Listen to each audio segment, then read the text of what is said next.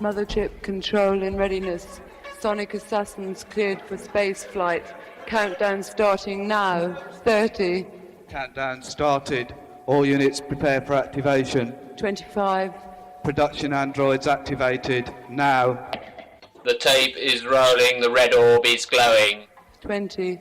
Audience receptor units activated. Now. 15. Music distribution equipment activated. Now. 10. 9. 8.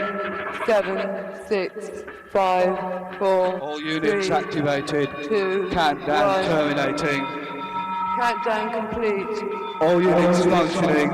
Movement commencing. We have liftoff. Are you ready? Are you ready? Are you ready? Come on, come on, come on, come on. Are you ready? Come on. Hit it! Are you ready, people? Are you ready for this? Are you ready for this? Are you ready for this? Are you ready to rock? Are you ready to hit the floor? Are you ready? Are you ready? Are you ready? Tuesday.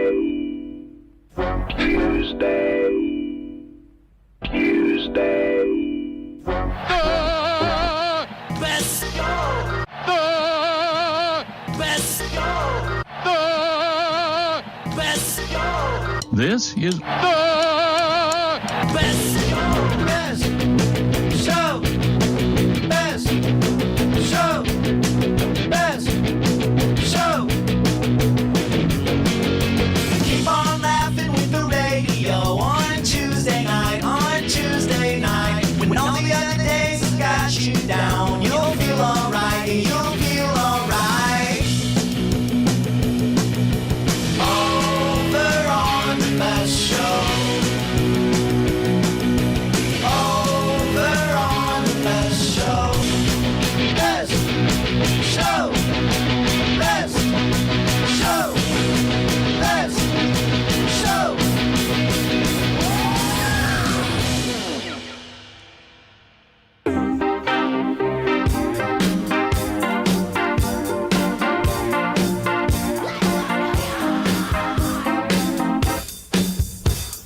I just came on here to say big fucking barn. New York the fucking floor.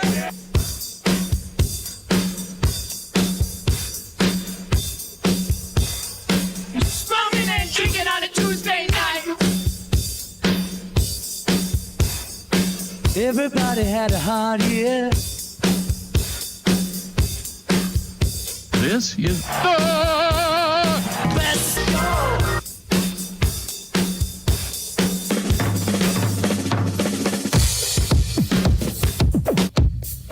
Tuesday night. Tuesday night. You like Burger King over McDonald's? That's your worst take, I think. Absolutely. That's a crazy take. No, that was fine. I mean, I like Burger King. The answer is yes. Hey, well, I'm a friendless stranger in the black sedan. Won't you hop inside my car? And I would rather be anywhere else. Find it today. Beep, beep. Let's ride. Let's ride. Let's ride. Let's ride. Let's ride. Let's ride. So let's ride. Let's ride. Let's ride. Let's ride. When's it gonna be my turn?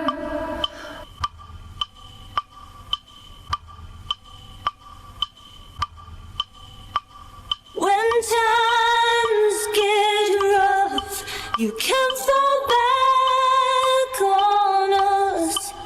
Don't give up. Don't give up. Give us you have friend. Give up. Give up. You're not giving yet. Don't give up. Give up. Give up. We belong dead.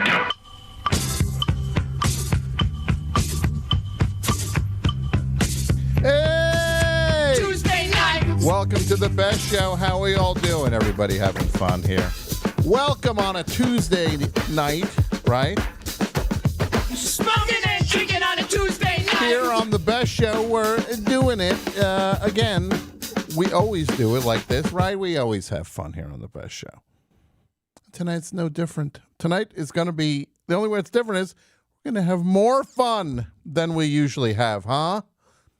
The phone number 201-989-0012. Call up and be a part of the show, because tonight, your topic, not my topic, your topic is, you got to ruin a movie by changing just one actor.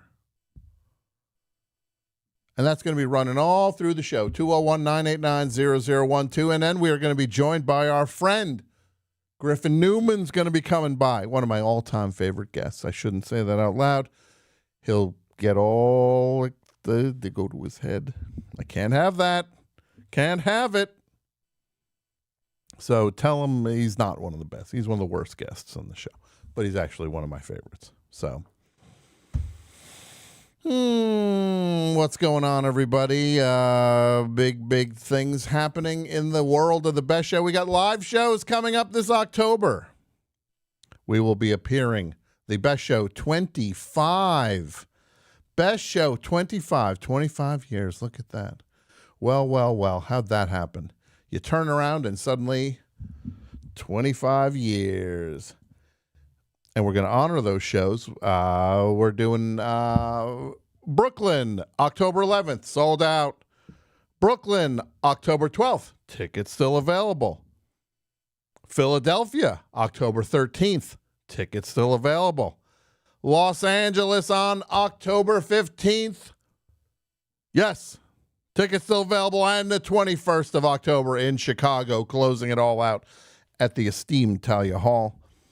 We will see you there. Go to thebestShow.net for your ticket information. You will not regret. These shows are going to be amazing. John Worster, me, surprises, guests, the whole thing. If you saw what was lining up, your head would explode if you saw what was coming down the pike for this thing. Can we put the air on? Is the air off by any chance? I can turn it on. Can you put it on? It's a little hot in here. It's don't take much for me to sweat. Don't take much for me to sweat these days. You know why? Because I'm working hard. Mike, how you doing? We got doing good, Tom. Good. I'm glad to hear it. Now, and by working hard, does that mean I want to congratulate you on the new book deal? Thank you, Mike. Mike, thank you so much. I am working on that. We announced last week that yours truly is following up the national bestseller It Never Ends with a book about music called We Get It, They Don't. Mike, if you let me ask you a serious question, Tom. Of course, Mike, of course. Did the 4-star rating for It Never Ends put the fire in your belly? Yeah, it did. It did. There's only one reason I'm doing this book, and it's that. Okay. All right. Mike gave me a 4-star rating on Goodreads because he's a book fan. What do you call them? Bookheads. I don't know. Yeah. I like books. Lit head. He's a lit head. Mm-hmm. Guy likes books. Not comic books. Mm-hmm. No pictures allowed in Mike's books. But he gave my book, It Never Ends, still available, national bestseller. You can get the audiobook where audiobooks are procured. Mike gave it 4 stars, and out of a possible 5. And at first I saw that, I was like, you got to be kidding me with this. But then, you know what? Right. I looked myself in the mirror. Mike explained himself. And I said, Mike has never been more right. Who am I to put myself up against Flaubert. Moby Dick. Moby Dick. Yeah. Anna Karenina. Who am I to go up against? Crime Anna and Punishment. Karenina, right? Yeah. Yeah, but you know what? With this one, Mike, Yeah. we're shooting for. We're going to Crime and Punishment levels with this one. Okay. You know, I read the description. Yeah. And something jumped out immediately to me. Yeah, what's that, Mike? The little sentence about a guide to avoiding the trap of music snobbery. Yes. Now, I thought this show was about music snobbery. You did? Well, we've been on the wrong page for a long time. Mike, this show is about the good stuff. Of course it's the good stuff. But there's no and the way you get to the good stuff is knowing what the bad stuff is. Of course. Mike, I'm not saying but you have to understand what I'm saying. You are 100% right. But I'm just talking high versus low. You know, there's some people will go, they like all the pretentious stuff, even if it's not the best pretentious stuff, and they will disregard anything that is considered low, out of hand. We like the good stuff. Do I like Charlie XCX? Yes, of course I do. And I like put it right next to the new Steve Gunn ambient record. Ooh, I didn't know about that. That's out now? Yeah. It's all the good stuff on 3 Lobed. And also, 3 Lobe Records, this is a hot label. I wish I did a full music show here because half the stuff I'd be playing would be on 3 Lobe Records. It's an amazing label. The only problem is sometimes the energy level, I can't play an ambient Steve Gunn record while I'm doing this up-tempo show. Because it's called Music for Writers. So that's the difference between snobber. It's not. I don't think there's any snobbery here. Do you think Bruce Springsteen is the music of snobs? No, but there's a fair amount of sneering, particularly towards the Grateful Dead, Kiss on the show. Well, because they suck. We're just pointing out what sucks. Well, some people would argue that that's being a snob. And they can write their own book. Mike, did you see me I drove to San Diego to see Charlie XCX. I saw Tyler, the Creator, the Living Nightmare going to the Crypto.com arena. This is fun times. That's fun, popular music. Bruce Springsteen, this is a fun, popular guy. But the thing we have, Mike, we know if we were being snobs, we'd say, oh, there's no room for any of these guys, these working class stiffs. We would talk about Townes Van Zandt. And we would just rule these people out of hand. We would rule them out of hand. But you and I, Mike, we say that Bruce Springsteen is good and Billy Joel sucks. See, that's not snobbery. Billy Joel's as popular as Bruce Springsteen. But one sucks and one's great. That's it. It sounds like somebody's going to need to read this book. Learn a little bit about me. That's what I'm saying. I'm looking forward to that particular area. Line up at the bookstore right now. Is there a pre-order going on? No, there's not. No, we are a ways away on this one. Okay. This will be a next year thing. So everybody hang tight. Read other things in the meantime. Please just keep living your life as is. Buy tickets to the live show. That's the thing that's imminent. The live show. The book's around the corner. Now, I don't know if you saw an announcement from a friend of yours, Mike. There's an event also going on in October that is in direct conflict with Best Show live shows. Chronic Con. Really? October 10th through the 12th. Kevin Smith presents Chronic Con in Chicago.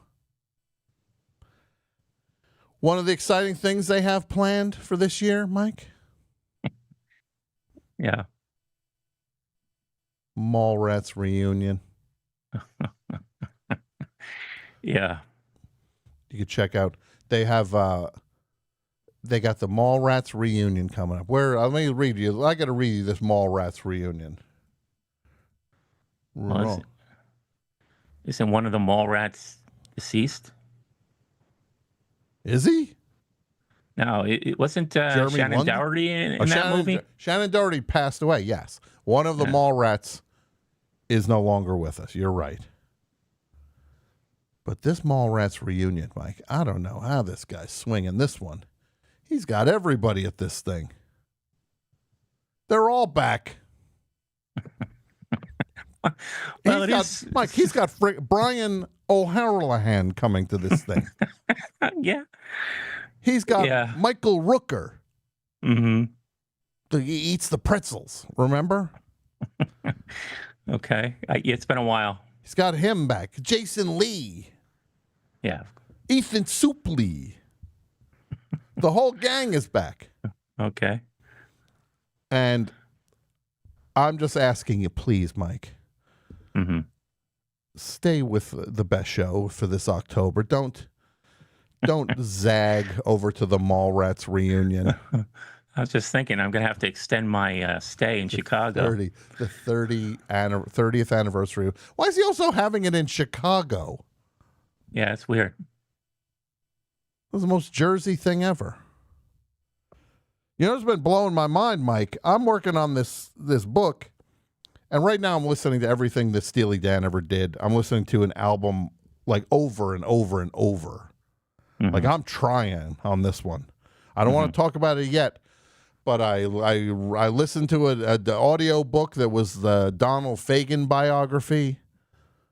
Now I'm listening to his memoir that he reads. How is that? It's all right. It's him talking about Gene Shepard. A lot of talk of things from his childhood that meant stuff to him. All right. But the thing I didn't realize, Mike, how did I miss this? Donald Fagen. He's as Jersey as it gets. Yeah. Oh my God, the stuff he's talking about in this book. He's talking about going over to Rutgers and walking around Princeton because he likes going to Princeton. Who else likes going to Princeton? Me. I don't know what. Yeah, I'm a Steely Dan fan, but I'm sort of down on Donald Fagen after learning from our friend on Twitter, Marissa Baldessaro. Mm-hmm. Did you see her anecdote about Donald Fagen?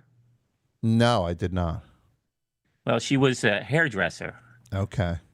And Donald Fagen and his wife used to come into the shop she worked at. And apparently he flashed her.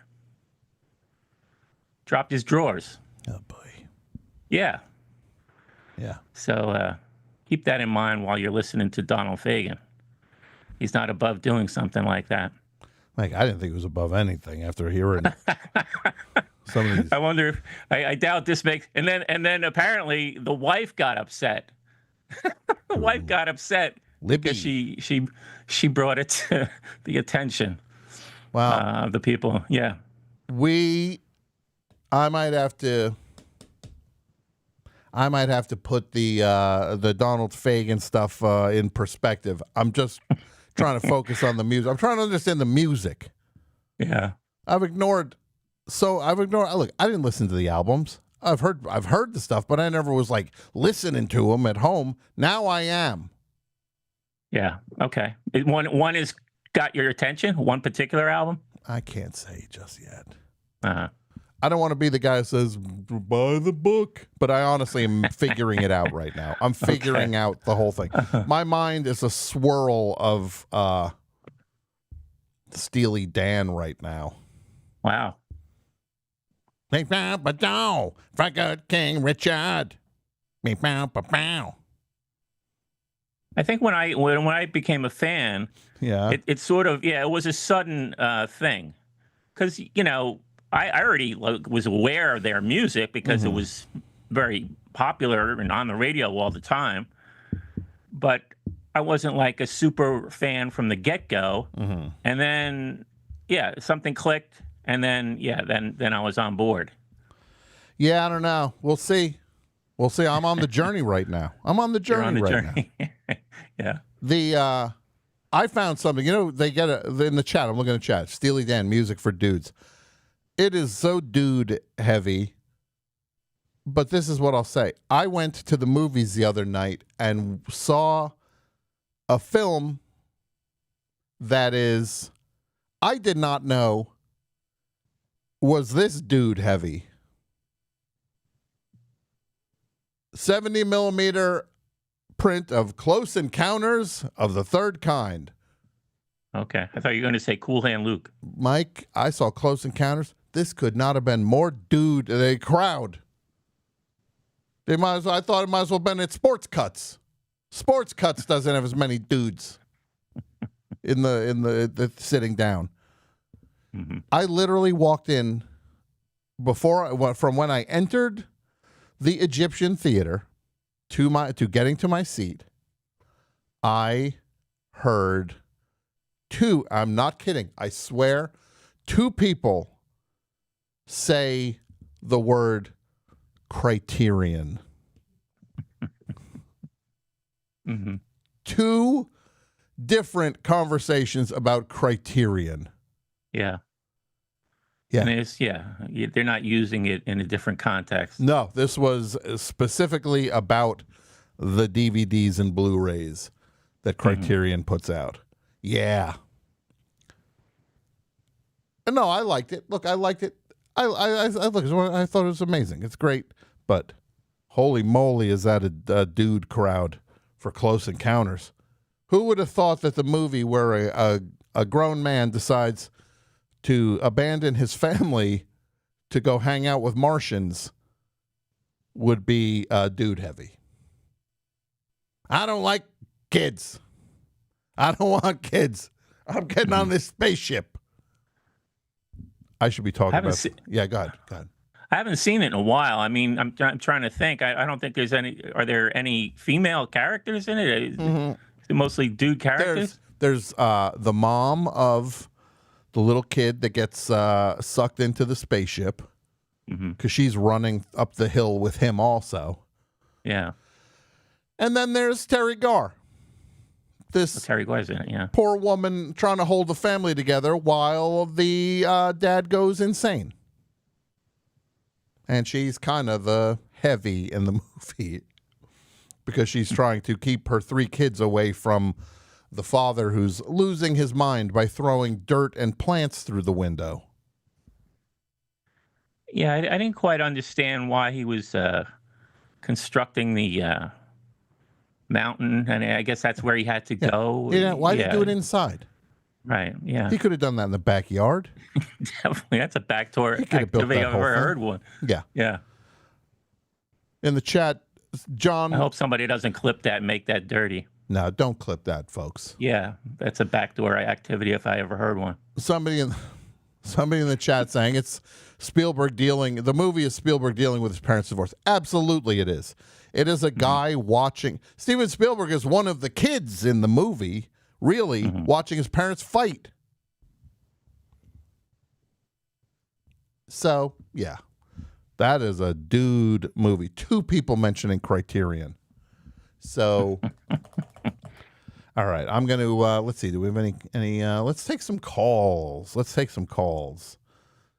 Oh, I want to tell everybody about the Best Show Patreon, patreon.com/thebestshow. That is the way you support the Best Show, patreon.com/thebestshow. And over there, you help us out, and that's what keeps the lights on for the Best Show. You help us out supporting the show. We give you back all sorts of stuff. There's audio, there's video, there's bonus content like Nobody's Business. There, whether it be Ask Tom, Scharpling and Worcester Q&A, Outgrown, Four Horsemen edition of Best Show, Rubenesque, so many things. Ahoy, the Filet Fish Review podcast. Micah Mania, the wrestling podcast where Mike and Brett Davis watch every WrestleMania. And we got some new things coming up. I got tipped off to a new one. It's around the bend. So get ready for that. We ain't messing around, Jack.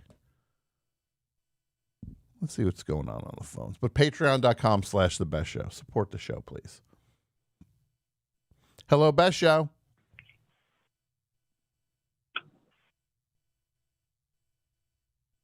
Hello, Best Show. Hey, Tom. Hey, who's this? It's Alec in Portland, Oregon. What's up? The mail carrier, am I right? Yeah, on the clock as we speak. You lugging some packages? Yeah, I should be done soon enough, though, so it's not too bad, but it's humid as hell up in Portland right now. Yeah. What's the bug situation in Portland? What are we looking at?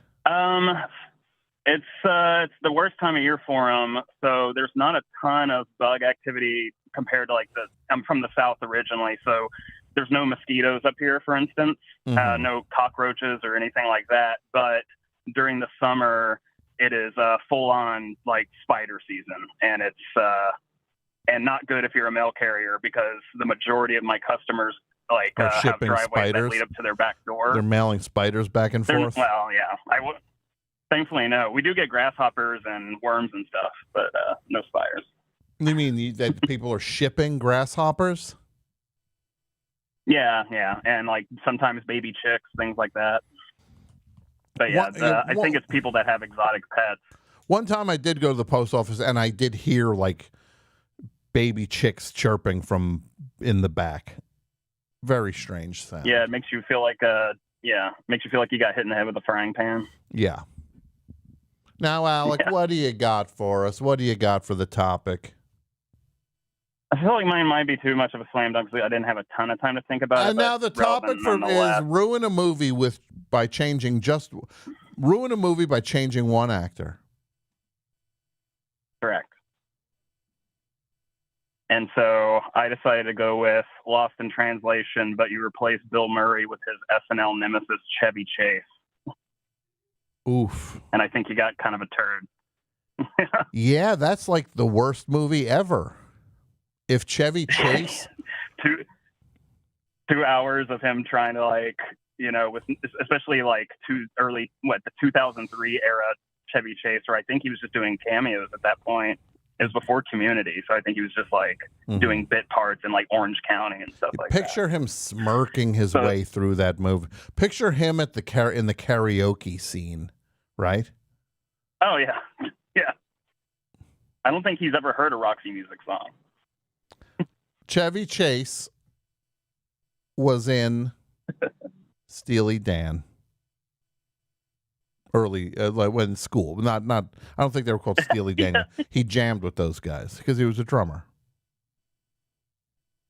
I mean, I guess that back then at least he had something going for him. I don't know. It seemed like people liked him enough. Me growing up, he was never a part of my family's comedy film. So once I did see a family vacation movie, he had already stained his reputation. So I always just kind of found it all cringe, but it's just because, the way you are now can affect who you are in the past to someone who's not exposed to his work. The only movie of his that I'd seen when I was a kid was Memoirs of an Invisible Man, which is a total piece of trash. But so that's the only Chevy Chase movie you knew? Yeah, I never saw that's not being fair. I'm gonna look. God help me for doing this, but I'm going to defend Chevy Chase right now. You are judging him off of some pretty weak sauce. Sure. I'm not judging him off that one movie.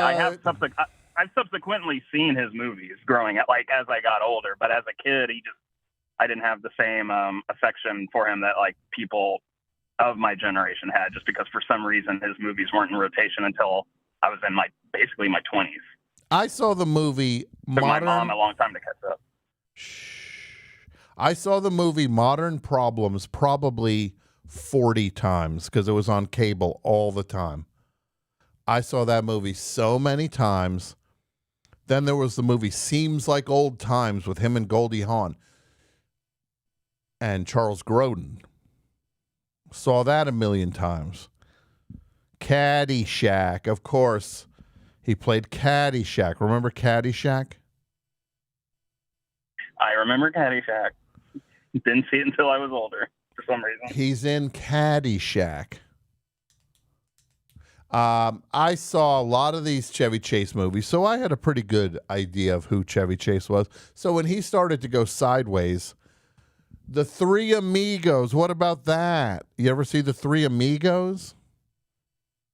I don't think I've ever finished it. I think it would maybe come on Comedy Central when I was a kid, but I would just skip along. You didn't finish it. Didn't click for me. No. Oh boy. I'm gonna delay. You know what I'm gonna do? I'm gonna ship a Clue to you. You're gonna have to carry it around all day. I'll mail you a Clue. Feel free.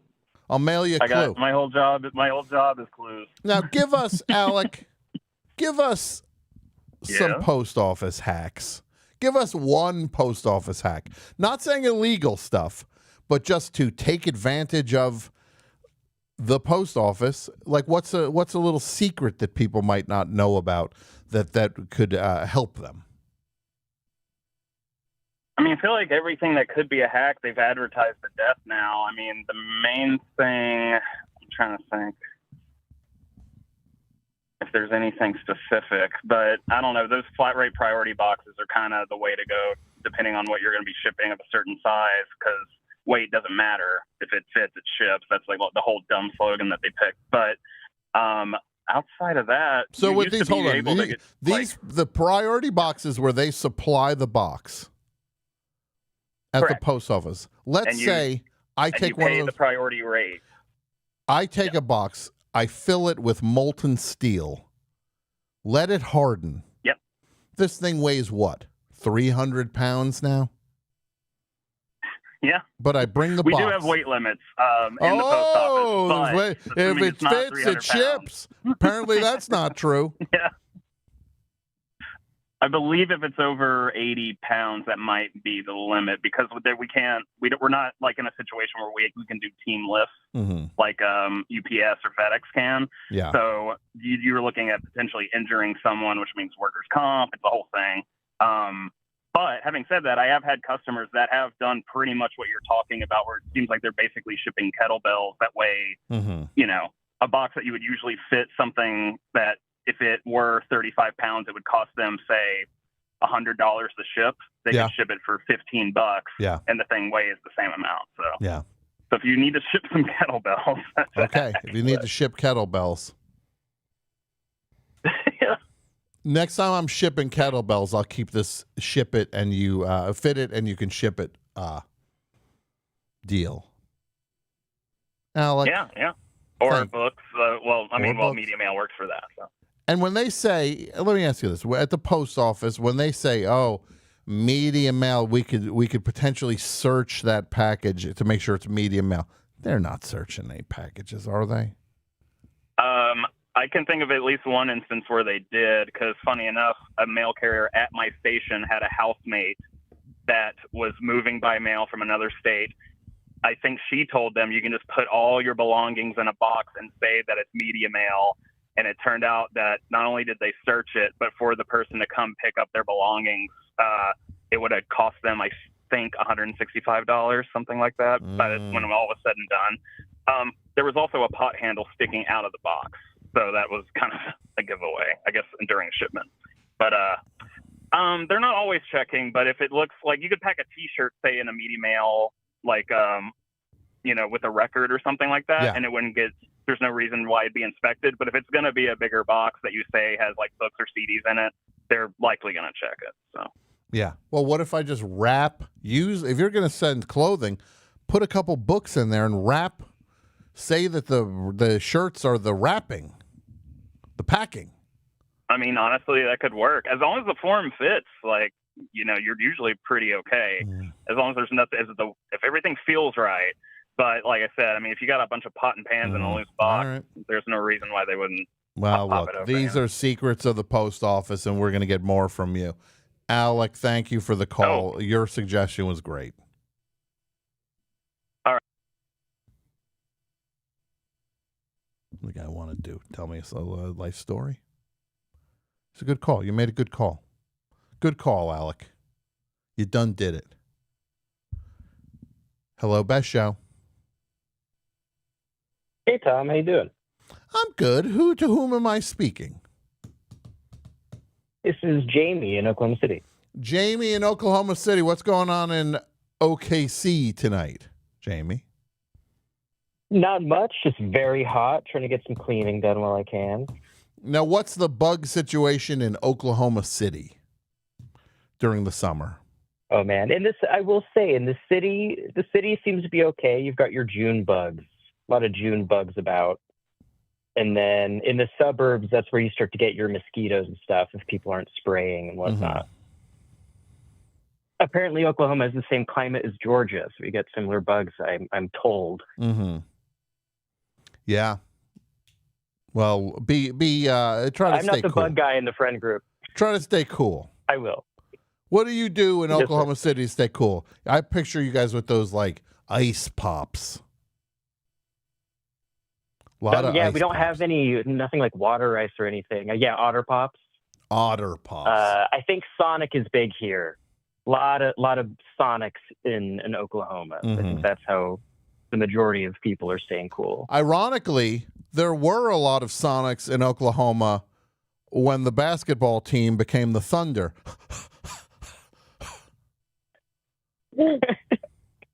Thank you, everybody. Thunder up. Thank you. That's my basketball joke for the day. I will be returning to Pete Vessey's column in the New York Post, where I sent in jokes. I used to send jokes into this basketball beat writer, Pete Vessey, and he would print them. That's wonderful. He'd print the jokes in his column. That's great. What? Why'd you say it like that? I'm putting a fist up. Solidarity. No, that's amazing. I love stories like that. Oh, well, that's kind. So what do we got what do you got for us today, Jamie? I want to do Silence by Martin Scorsese, starring Albert Brooks. Silence, the movie that stars... Why am I blanking? Andrew Garfield and Liam Neeson. That's right. Andrew Garfield and Liam Neeson. So you picture it as Albert Brooks and Liam Neeson, or Albert Brooks and Andrew Garfield? I'd say Albert Brooks and Andrew Garfield. Okay. Or alternatively, you could do the Eddie Murphy route and just have him play all the characters. So you think it's time for Albert Brooks to finally start playing multiple characters in projects now that he's well into his 70s? You want to increase the demand, the responsibilities of filming with this guy. I watched the documentary. He still got that zip to him. He still does have that zip to him. I saw this documentary about this fella. There's this weirdo, Pee Wee Herman. Now, I don't know who or what this character is. I didn't like it. It was some loudmouth. With a bow-tied loudmouth. And he's jumping around. I know you are, but what am I? I'm like, first of all, you don't know me to tell me. Very rude. You think he was extremely rude. But there's this document. Apparently, he was played by someone, a guy named Paul. Oh, I see. Yeah. All right. Take it easy on the comments here. Here, knocking me off target a little bit. Yes, sir. Just admire what I'm doing, Jamie. Jamie, I'm not looking. I don't need no Ed McMahon here on the. I don't need no Ed McMahon on this one. See, now I can't do it. Now it's over. The moment's gone. You had to go. I see. Goodbye. I'm trying to do a funny thing, and you're going, yes. Oh, I see. So then they felt. Now I know how Johnny Carson felt with Karnak. No, but I was watching this Pee Wee Herman documentary. It's a really great documentary. And this guy, he was in movies, right? He did movies. Pee Wee. What was I going to say? You knocked me off. This guy knocked me off target. I had a whole thing I was building toward. Ugh. Comedy is a tightrope, my friends. And Jamie just pushed me off. Thank you for Happy the to call. be here, buddy. folks. Thanks for the call, buddy. Thanks, brother.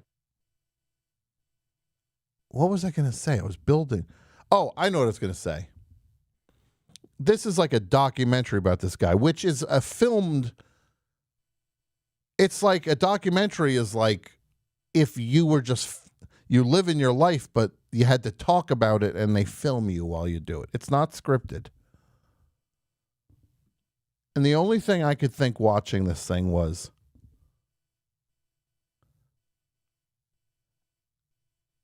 I would rather get launched at the sun than have there be any sort of documentary about me or this show. I truly cannot think of anything that would be more hellish than to sit in a chair. First of all, you documentary filmmakers, all of you listen to me. Stop filming people while they're sitting down. That needs to stop. Now all these documentaries, every documentary, they show the person entering the shot. Do you want me to sit here? And they sit and they're getting settled. Okay, well, this is going to be something else to tell these stories. Stop! Start when they just are doing the movie. I know they weren't wheeled in the chair. I knew that. Stop showing that part of the process. I sit here? Okay. All right. Makes my skin crawl. And then the hold on somebody, which is the you're guilty hold. And then that's, to the best of my knowledge, that's how it happened. Hold, looking sweaty, looking nervous. You're basically saying they're guilty. No best show documentary ever. And I'm going to put in a thing that I'll sue anybody once I'm gone. There's a 500-year grace period before a documentary can be made about this show. I watched this Pee Wee thing. Very interesting. Could anything be more fascinating than the movie Big Top Pee Wee, which I believe was Pee Wee Herman hating Pee Wee Herman. Paul Rubens hated Pee Wee Herman so much at that point because he had handed his life over to this character. He literally put himself back in the closet for the sake of this character and fame. So then he's getting mad on some level. He's mad at this character for what it took from him. So he goes and makes the weirdest, most out-of-character Pee Wee Herman movie imaginable. I remember seeing that in a theater. Bad news. Yikes. Leaving the theater that day is like, well, that didn't seem like Pee Wee Herman. I also watched a 3-parter about The Biggest Loser. Boy, this was a well-balanced endeavor. They had everything figured out, just thinking of the people first. It's a show trying to encourage people, teach them how they could lose weight, showing how they could lose weight. But naturally, the path to doing this is through making them go to something called the temptation room and eating as much as they can. What? That's not the order of things. Making them hold donuts in their mouth and pass them back and forth like it's a game at camp.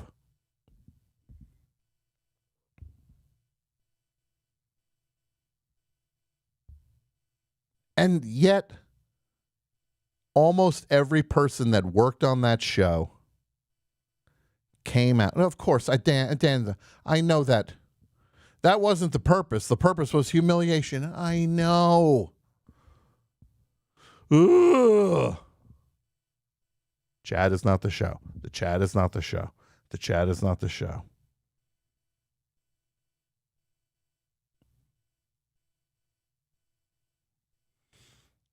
Every single person involved in the show, with the exception of Jillian Michaels, who seems horrifying, like a true monster.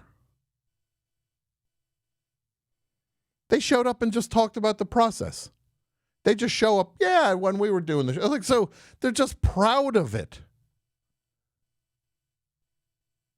This show where they just one guy lost 230 pounds or something like that in 6 months. Well, that's healthy. That's how weight loss works. Is that you lose more than half your body weight in 6 months. And then everyone bounced. They ended up it's because it's yo-yo dieting. They put on all the weight that they had lost because there was nothing in place with it. And then one guy's like, one of the contestants was like, I reached out. I told them there really should be some aftercare on this show. And we really should be some education for how to keep the weight off and some psychological counseling and stuff. And then they talked to one of the producers. Yeah, this is a TV show. There's no money for that kind of thing. Well, then don't make the show. Maybe it shouldn't be a TV show then. If you can't have if you don't have the money for it to in any way to like help people actually keep the weight off that you just trotted them on TV to lose, then it shouldn't be a show. We don't have the money for that, then don't make the show. Only make the show if you can do it properly. But screaming, the one guy screams at one point, I'm going to break your leg. I'm going to break your legs and beat you over the head with them. A good line? Yeah, that was a good line. I got to admit it. That was a pretty good line. It was horrible to say to another human. I would laugh if that was in one of those skits on Saturday Night Live. No, it was a fascinating documentary thing. And yeah, all these people, I would love for one of these documentaries that like reveals like behind the scenes, like when they did behind the scenes on the kids TV things on like, Nick and all the Disney Channel, all that stuff.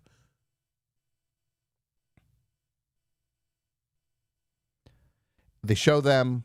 They show the people that made Biggest Loser. They show people who did all these shows. And then at the end, they just reveal that they're in hell. Like, you just see that all these people are literally in hell. That they have gone to hell for what they did. There are flames behind them. It'd be like in a music documentary if you saw the LPs behind the person talking, but they were on fire. Because that's what happens in hell. And only the good records burn in hell. You know what record they have more copies of in hell than any record? Stormfront by Billy Joel.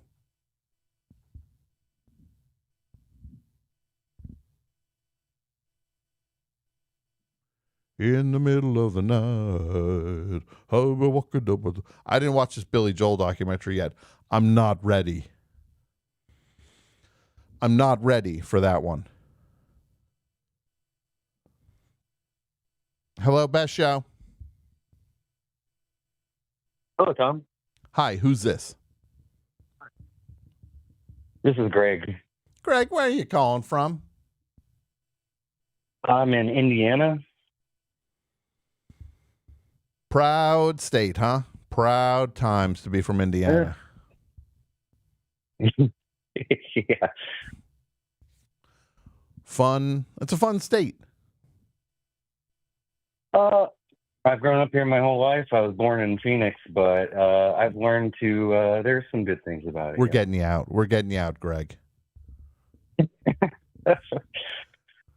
We're getting you out. Pack 3 suitcases. We're getting you out. You are going to have to pay for one of the 3. You're going to have to pay because baggage. We can only do 2. I can do that as soon as some records I sold on Discogs go through. I'm good. What do we sell? What are we selling on Discogs, Greg? What's the crown? Oh, what's the big? What's the white whale that you'd love to sell? You'd be on Easy Street when this thing goes. What do you got? A butcher cover. I think the most expensive copy right now is probably Siamese Dream original pressing, but like, I don't know. I hate selling records. Siamese Dream by Smashing Pumpkins. Yeah. How much? Mm-hmm. How much you? I think it was like over 200 or something, but I mean, nobody's bought that one yet. But. Oh, look, I would do it for over 200. I would take it for $50. If you gave me 50, I would take that record. Yeah, 200 is a little high. I'll take it. If you give me the record for $50, I'll take it off your hands. I would do that. Now, hold on a second. You're charging people. You want somebody to pay you $200 for it? Well, Discog, you see the what's been sold for. You know, the last time one of the same records had been sold, so you kind of go by that. No, I'm look. I hope you sell all of them. What else you got? Smashing Pumpkins. What's something that Tom would like that you're selling? Ooh. Oh, that's a good question. Oh, shoot. I just sold Vespertine. Okay. I sold the Kids original soundtrack. Vinyl, recently. Right? Yeah. Mm-hmm. And the thing is, when you got a record like the Kids soundtrack, they didn't press many copies of that in the 90s on vinyl. Mm-hmm. These things were gone. I think it did have a record store day re-release, I'm pretty sure. But. Sure, but I'm talking the original pressing run. Oh, yeah.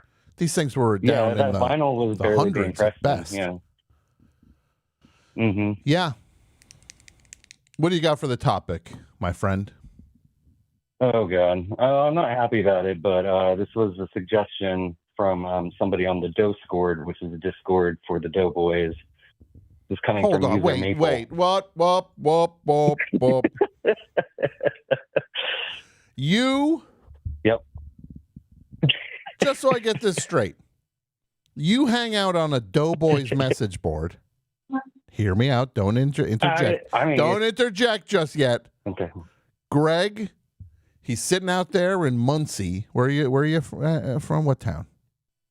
I'm in Lafayette. I'm in Purdue land. In Lafayette. Home of the Hick from French Lick.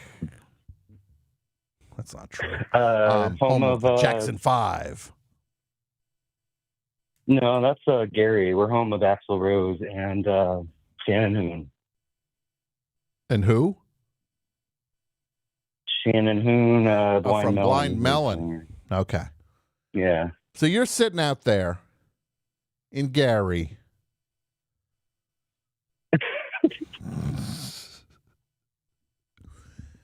With your records, staring at his copy of Siamese Dream, his precious copy of Siamese Dream, looking at a poster of Rick Smith's.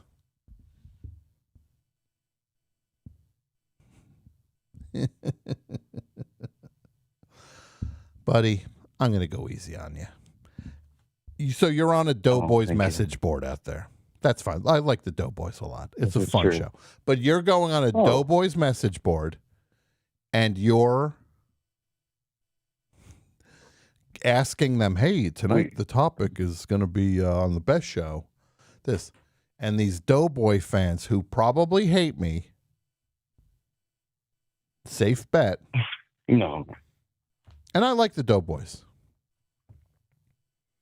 You're going on the thing. Hey, what movie should we do? And the Doughboys fans are just like, I'm here to talk about Burger King onion rings. What are these movies you speak of? I'm here to talk about the McDonald Land Shake.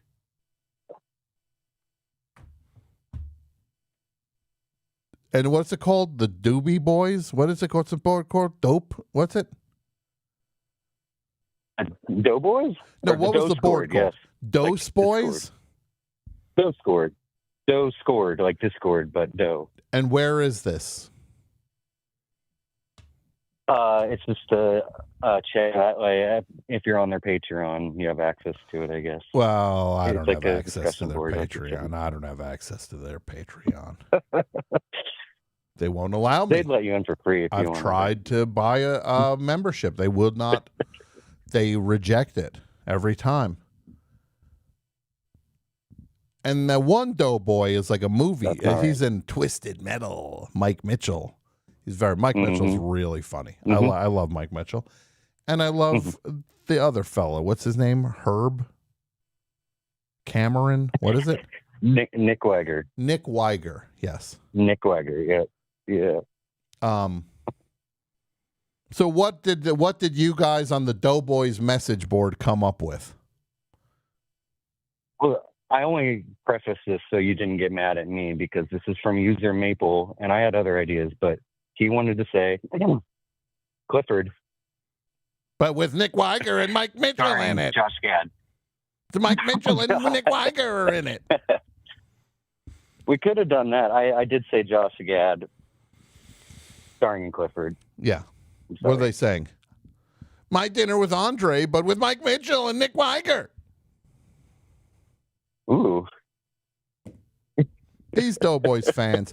Look, this is the thing. Do I like the Doughboys? I love those guys. They're fans I don't love so much. I love you. Fair enough. Their fans run a little too hot. And you know what I'm saying. I agree. They run a little too hot. I do. They're arguing about how many ice cubes are in a McDonald's medium soda. They're getting mad because Wendy's, the Frosty machine broke, and then now they're doing a January 6th to a Wendy's. You can't trust these fans. I think I speak for the Doughboys, Nick Weiger and Mike Mitchell. They can't stand their fans. They've told me off air also. No, they never said that. I'm withdrawing that one. They did not say that. I'm making things up now. I get it. No, I look, I'm just giving you the business. Well, so they wanted to do Josh Gad and Clifford. Mm-hmm. Yep. And you brought that over to this show, to my show. I did, and I'm sorry. You can picture it, though, unfortunately. I can.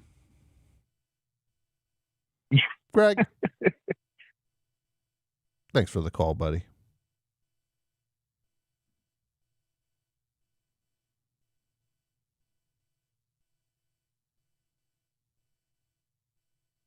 What is it? There's this guy in the chat. What is he, my coach? Move. Pivot. Make a move, Tom. We want to win. Okay, Newt Rockney. Look over on the chat. I got Vince Lombardi here rooting me on. Got the second coming of Pat Riley. We want to win. Baby, you don't think the best show wins every week? You know what? When I show up and the green light goes on, there's a green light when the best show starts. A green light goes on, I know we already won. Hello, best show. Hey, Tom, how are you? Oh, I'm good. I know who this is. This is a caller from the city of Chicago, the proud city of Chicago. Nicole. How are you, Nicole? I'm I'm good. I'm finishing up a little bit of car snacks that I had from a road trip this weekend. Brag much? I'm excited I found Zots at a store I did not expect to see them. Zots? You a fan of Zot? I don't know if I ever had Zots. Ooh, do you like an active candy? Like what is Zots this like? What's this like? Is this like the Jamie Lee Curtis yogurt or something? No, it shouldn't be. Activia? It hasn't been for me. It has not been for me. No, it's basically shaped like a puff lozenge when I was a kid, but it is filled with foaming powder, like sour powder. Very fun. Like the dipsticks? Better. Like Fun much Dip? better. Whatever Made that was called? Italy. Fun Dip. There they are. Yeah. Do you remember? No, I it's remember much this stuff better called than Fun Dip, Oh yeah. which was Fun Dip. pretty disgusting. It was a packet of Especially powder. that stick. It was a packet of powder and a weird stick that seemed like it was made out of bone. And you were supposed to, how were you supposed to even eat it? Were you supposed to like wet the stick with your saliva and then stick it in the bag? Yeah. Disgusting. Oh. That's where COVID started. Fun Dip.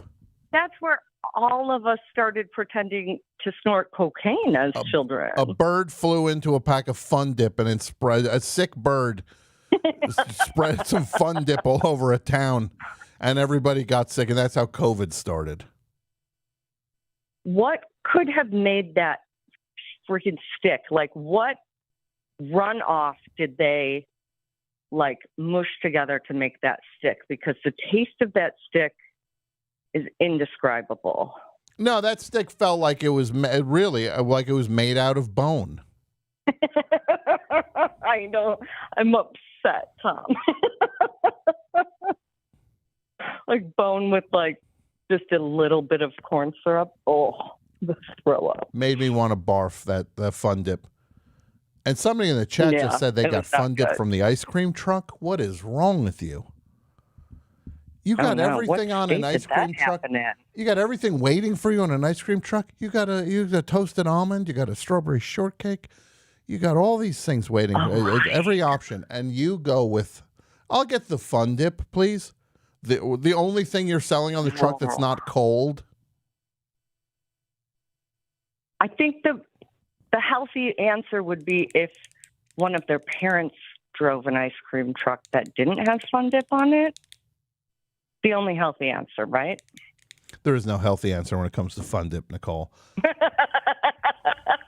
True. So what do you got? What do you got for us, Nicole? Wait, I have a quick tip for you, Tom. I have a quick tip. 'Cause, Okay. You know, I love to shop at truck stop, and I was on a road trip. And are you still eating these sports beans? Can someone go in my office and get the sports beans off my desk, please? Sure thing. And now, do the sports beans have some type of like give you energy component? Yeah, it's kind of like Popeye with spinach. I'm like Popeye, but with cool. sports beans. They actually are updating Popeye, and you know what he drinks? Prime Energy drink. He drinks the Logan Paul. Thank you. There's one left. There's two left in there.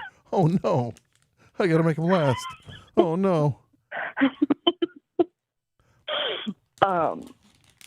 Well, I saw a crazy product, and I'm always looking at the new mutant products that are coming out. Yeah. You know, I love when Michelle the Oreo. I'm always tracking these, but this one surprised me. Energy Root waffles. Have you seen these? That's you don't need. If you're at the point in your life where you're getting energy from a Stroop waffle, you need to roll the thing back and look at the big picture, because that's putting a Band-Aid. That's putting a Band-Aid on an open wound. You're not going to fix things. You got so many problems going now if you reach for an energy stroopwafel to help you get over the hump. It's time to tear the house down and rebuild it.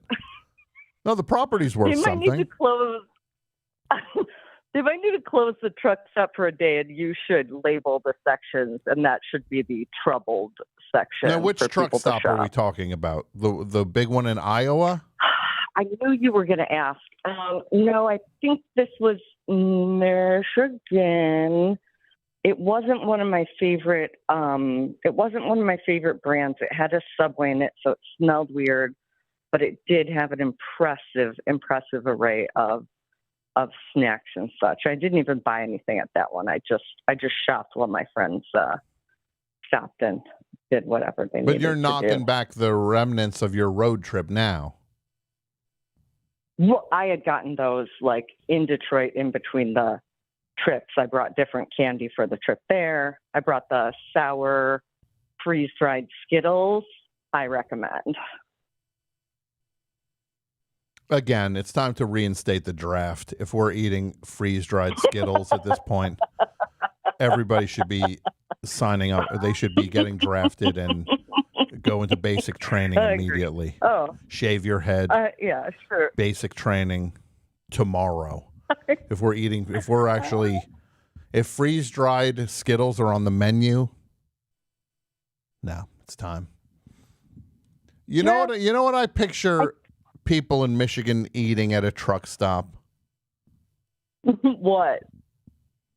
Those weird baked bean snacks. Oh, you couldn't be farther off. The candy. I picture people in Michigan. I could picture Rob Tyner from MC5 eating those. Well, that's true. I don't know all parts of Michigan, but the Detroit area has a super high percentage of Middle Eastern population. So a lot of gas stations you could get actually really delicious Middle Eastern food at, or pretty decent, from what I hear, fried chicken and stuff. So, but yeah, maybe in other parts of Michigan, baked beans, or up north they have things called pasties. They're meat pies. No, but you know what I mean when I say baked beans. I mean the candy. Oh, for our pan baked beans. Not a can of baked I've beans. Done that. Oh, yeah. Oh, I What thought am you I, meant, at like, the rail hot yard? baked beans. Oh, you're Right? super right. Oh, I used to eat hella baked beans for our pan baked beans. Yeah, you got me. Right? What am I? You mean? Am I at the rail yard? Yeah, I thought you were like 1930s hobo talk. I don't know. got a can of baked beans.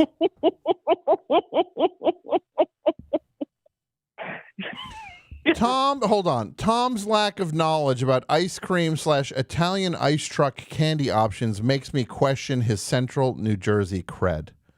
Oh, what? Hey, you think, why? Just because what am I supposed to get a freaking bag of Big League Chew from an ice cream truck? You weirdo. The candy bars are all frozen.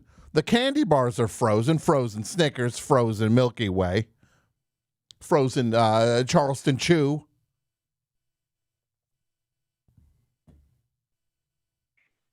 But there's a weird thing of Fun Dip sitting there.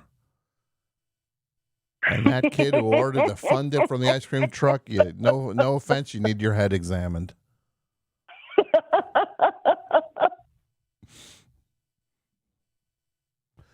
Yeah. So, what do you got for the topic, Nicole? Okay, this took me for some serious brain power. My best friend, or one of my best friends in high school, Katie Nevedal, and I, obsessed with What About Bob? Like, just obsessed with it. Ruin this movie by switching Richard Dreyfuss with Seinfeld. Oh. What About Bob with Bill Murray and Jerry Seinfeld? Then he can borrow my slicker. Great man. He can borrow my slicker.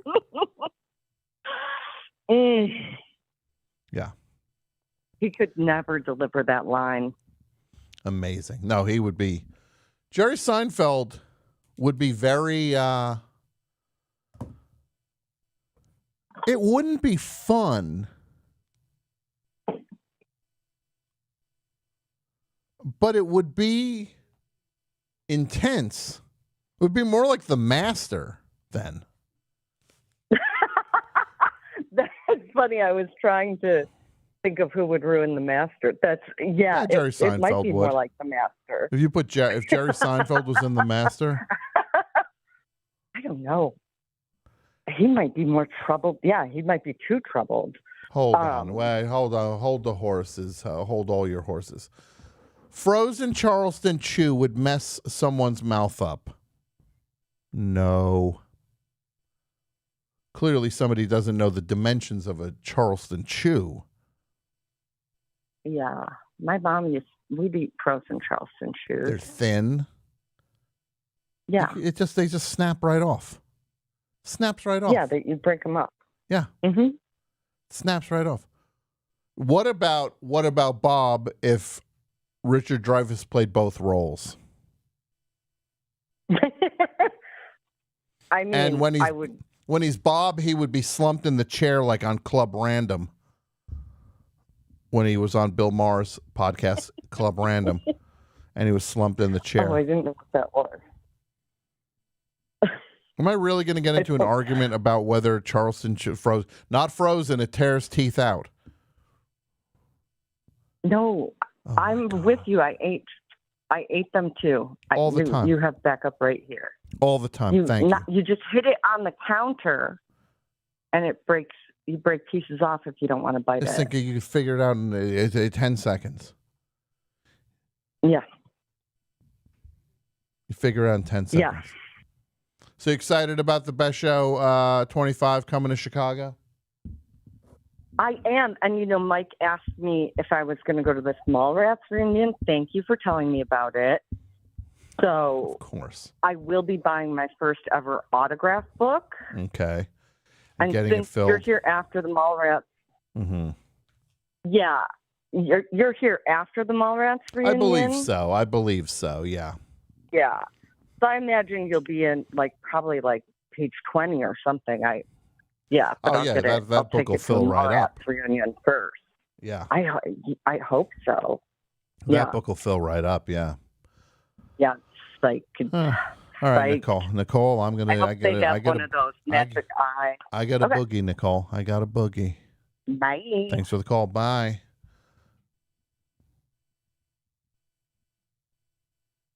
Hey, this is Che Diaz. This cameo's for Kyle. Congrats on that early decision, dude. I just kill it at the California Institute of Technology.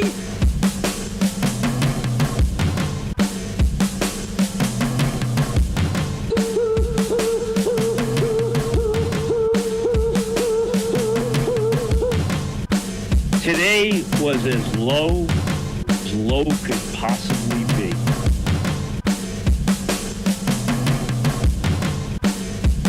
It's the greatest discovery by far, the greatest product discovery in the past 10 years.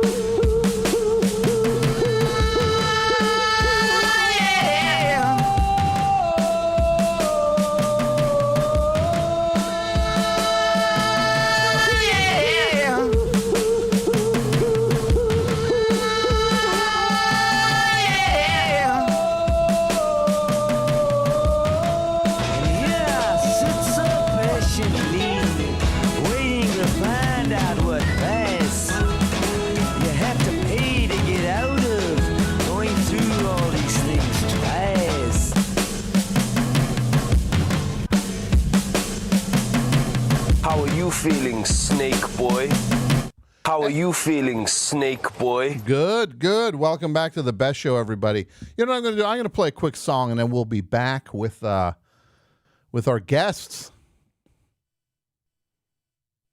Griffin Newman and Ben Hosley. Get ready. Let's listen to something from the new Pulp album. It's a great record. Love it. Gotta Have Love by Pulp. Back in a second.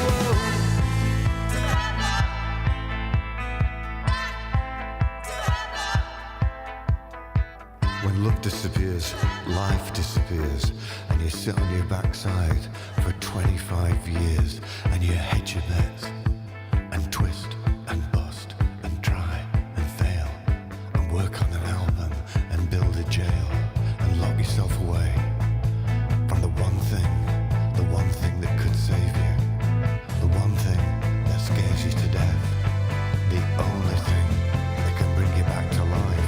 So learn to say it whilst keeping a straight face. Yeah, say it, you punks. It's time to come to your senses. It's time to wake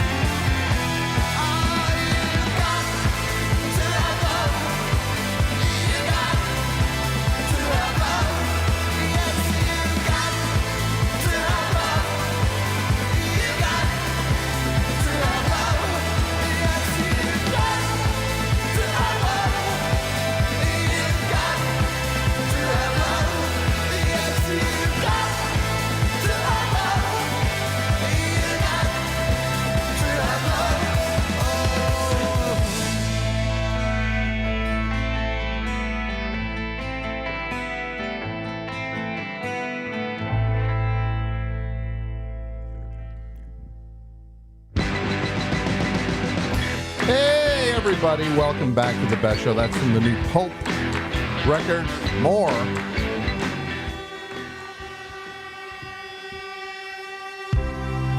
And that's even more of the Pulp record. Wasn't ready for that. That's what we call a technical mistake. Everybody, new Pulp record's called More. They're going to be at the Hollywood Bowl. That's going to be fun. And with the LCD sound system, we're co-headlining. Maybe I'll jump up and bring my old ukulele, swing by, jump up, play Johnny Be Good on my uke. Who wouldn't want to hear that? Like, everybody, we didn't have time to do Common People because somebody just did Johnny Be Good with a ukulele. The crowd might not get it, but their kids will love it. The kids are going to love it. Kids are going to love it. Let me just say, just make like you didn't hear that, everybody in the audience. When it comes to the best show, things run a little hot around here. You know why? Because I've been doing this thing for so long. I've seen him come, I've seen him go. But somehow, the show that gives you 100 different versions of everything, where we can do anything on this show, all at the highest level, mind you. You want to talk about music? Yeah, I'll talk about music. I'll run everybody out of the building with that. You want me to do a sound collage? I'll do that. I'll do puppets. I'll do whatever you want. We got scripted comedy. We got calls. You do everything. I've written the bestseller, for Christ's sake. But then these other podcasts, they're lapping this show. The money that rolls in on some of these shows, and I know how much money's coming in on these shows. They might not want to admit it. I know how much money's coming in. I see this list, Time Magazine, which is one of the hippest magazines going. It's real, just like cutting edge. Like every time I open an issue of Time, I'm like, oh, I got to write that movie down. And oh my God, that music. So it's Katy with one T, not IE, but Y. Okay. Katy Perry. They did a list of they did the 100 greatest podcasts of all time or something like that. Best show's nowhere to be found on that list. But you know what was on the list? Shows that were 3 months old was great. It's great seeing those on the list. New shows that haven't been around for 2 Christmases. Apparently revolutionized podcasting. But you know what show was on there? I saw it on there and I said, this validates this list. A show about movies called Blank Checks. Check. That's only one check. And this show is hosted by one of my favorite people. Griffin Newman is the host and the star of the show, basically. Right? I think it's an ensemble. Well, who's the other fella? What's his name? The other fellow. We have Griffin Newman in the studio, and the producer, Ben, is here. Ben Hosley. Yeah. Right? Hosley. No, it's Hosley. Oh. That's the closest you've come to saying the name of the podcast correctly across years. The other fellow who you're always so kind and fond of, David Sims. Yes. Of The Atlantic. He's like, if everybody remembers that Ricky Gervais had a podcast. This guy is like the Carl Pilkington of that podcast. And boy, that was a fun dynamic they had back then. That aged well. Yeah. Him dragging this whipping boy just humiliating him at every turn. Well, and then great when he took it to TV and started making him go to different countries so other cultures could mock him as well. Mm-hmm. Yeah. Yeah. An Idiot Abroad was the name of that show? An Idiot Abroad. Then they just let him loose. Yep. Yeah. But many say that Ben Hosley is kind of the secret I wasn't even going to say star. The hero, I've heard people say, the protagonist of the show. Okay. That actually the story is kind of told through the perspective of one Ben Hosley. Sure. So it's kind of like St. Elsewhere. Yeah, or like a Rosencrantz and Guildenstern. He's both. Yeah. Do you remember the end of St. Elsewhere? The kid with the snow globe. Tommy Westfelt, I believe was his name. It ended into like the whole thing took place in a snow globe. The Tommy Westfelt universe. Imagine you were a huge St. Elsewhere fan, and the finale's finally. Oh my God! I'm going to say goodbye to all my favorites. Yeah. Howie Mandel, another legendary podcaster, apparently. Holy crap. It's really where we're at. The guy who puts the glove on his head is now a major podcaster. Oh, I thought we were talking about the album by Danger Mouse. Right? Is that St. Elsewhere? I thought it was. That one hasn't See, stuck. this is really not with the energy us. you bring to your show. This is you're half speeding it here, and we want the fastballs. You got to wind. You got to. This is the best show, Ben. Step it up a little bit. All right. This is You're like right. you went. This is like literally what you did. I thought Hal was shutting down for a second. Movie. All right. That's a movie It's a reference. good note. It's a Keep good you guys note. happy. St. Elsewhere, medical drama beloved Yes. for many years. And the final episode ends with a child watching the world in a snow globe. I believe implied to be an autistic child. Okay, look, I didn't watch this show. Neither have I. Yeah. But you find out the whole series that people had been invested in for years was in fact just in the imagination of this child looking at a Yeah. snow globe of Yeah. a hospital. Yeah. The show never happened. Yeah, show never happened. So what you do is everybody should give the money back from writing it because the child imagined all of Yes, that. Or they should give it to the kid. I was going to say, give it to the kid, or that money has to go towards building an actual hospital. Well, let's not push it. But the crazy thing is, and this is no kind of Pixar theory bullshit. Yeah, I want this now. St. Elsewhere did a lot of crossovers with other shows, and those shows cross over with other shows. And so there is a theory that like 40 shows all exist within this snow globe. Okay. I'm going to say what I said earlier in the show now, and I mean it more than ever. Bring back the draft. You got guys like Griffin who has time to read about this stuff. Basic training tomorrow. There's an issue you're forgetting though, Tom. Tomorrow, I want you. My in basic feet are too damn training. flat. I got those flat feet. We got. Dr. Scholes has some insoles. I'm gonna bust it up. I'll bring some insoles to base camp. They're about to put the stamp on your thing, and then my hand blocks it. I was about to say 4F. My hand blocks. I'm like, I got some insoles for them. They're were super $4 at Dr. Walgreens. Scholes to my And next feet. thing you're just with an 80-pound backpack, trying to, like in your little locker at the base of the bed, you just have like DVDs and things. Like, I mean, you're not wrong. Like His Watto you're trying toy. yeah. What's this Watto costume doing in here?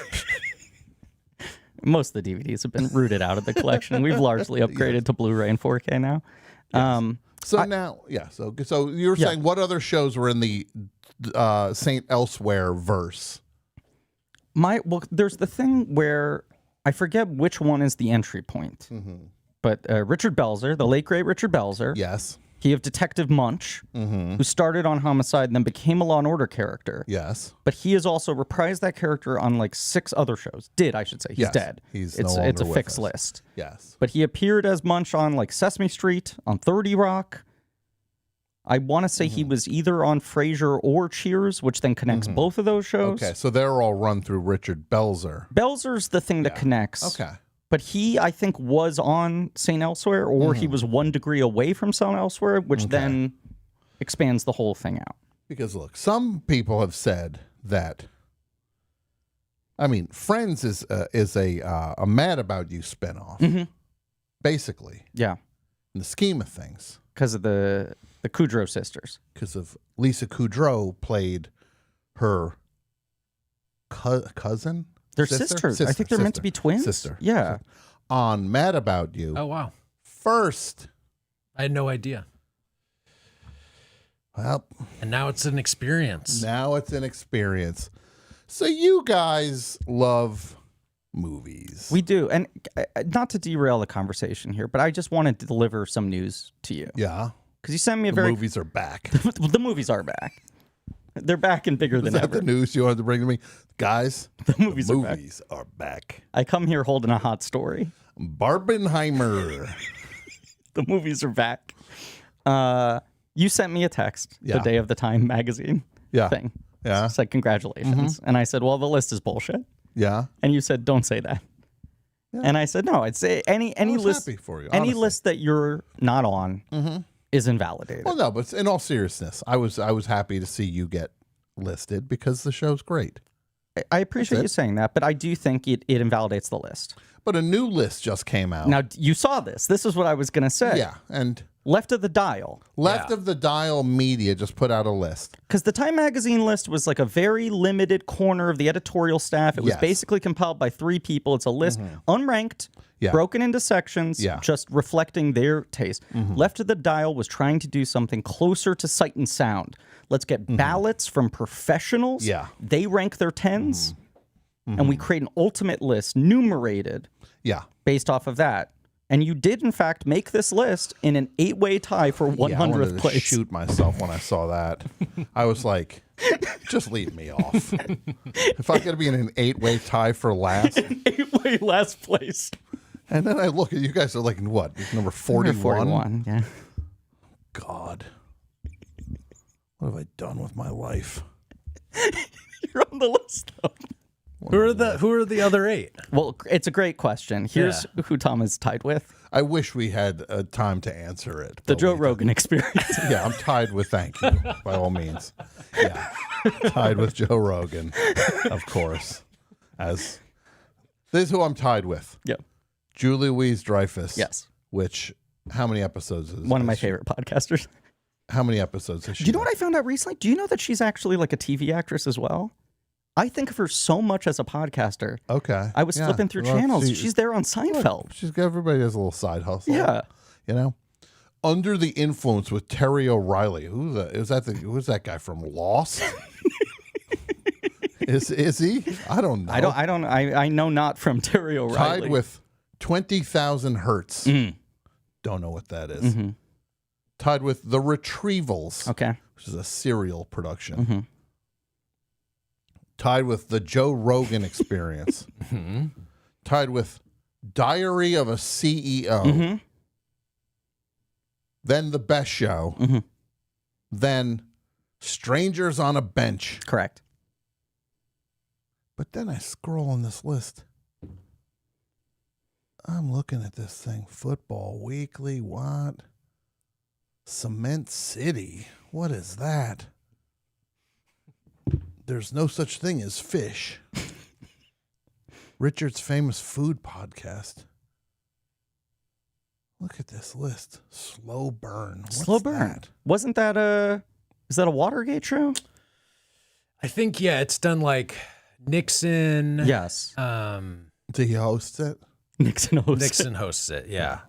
I want to tell you all about BetterHelp. But I think it's like Nixon and Watergate, and then it's like they did a TV show, did they not? I don't know about I feel like it was one of those podcasts that got dramatized as a prestige series. I think.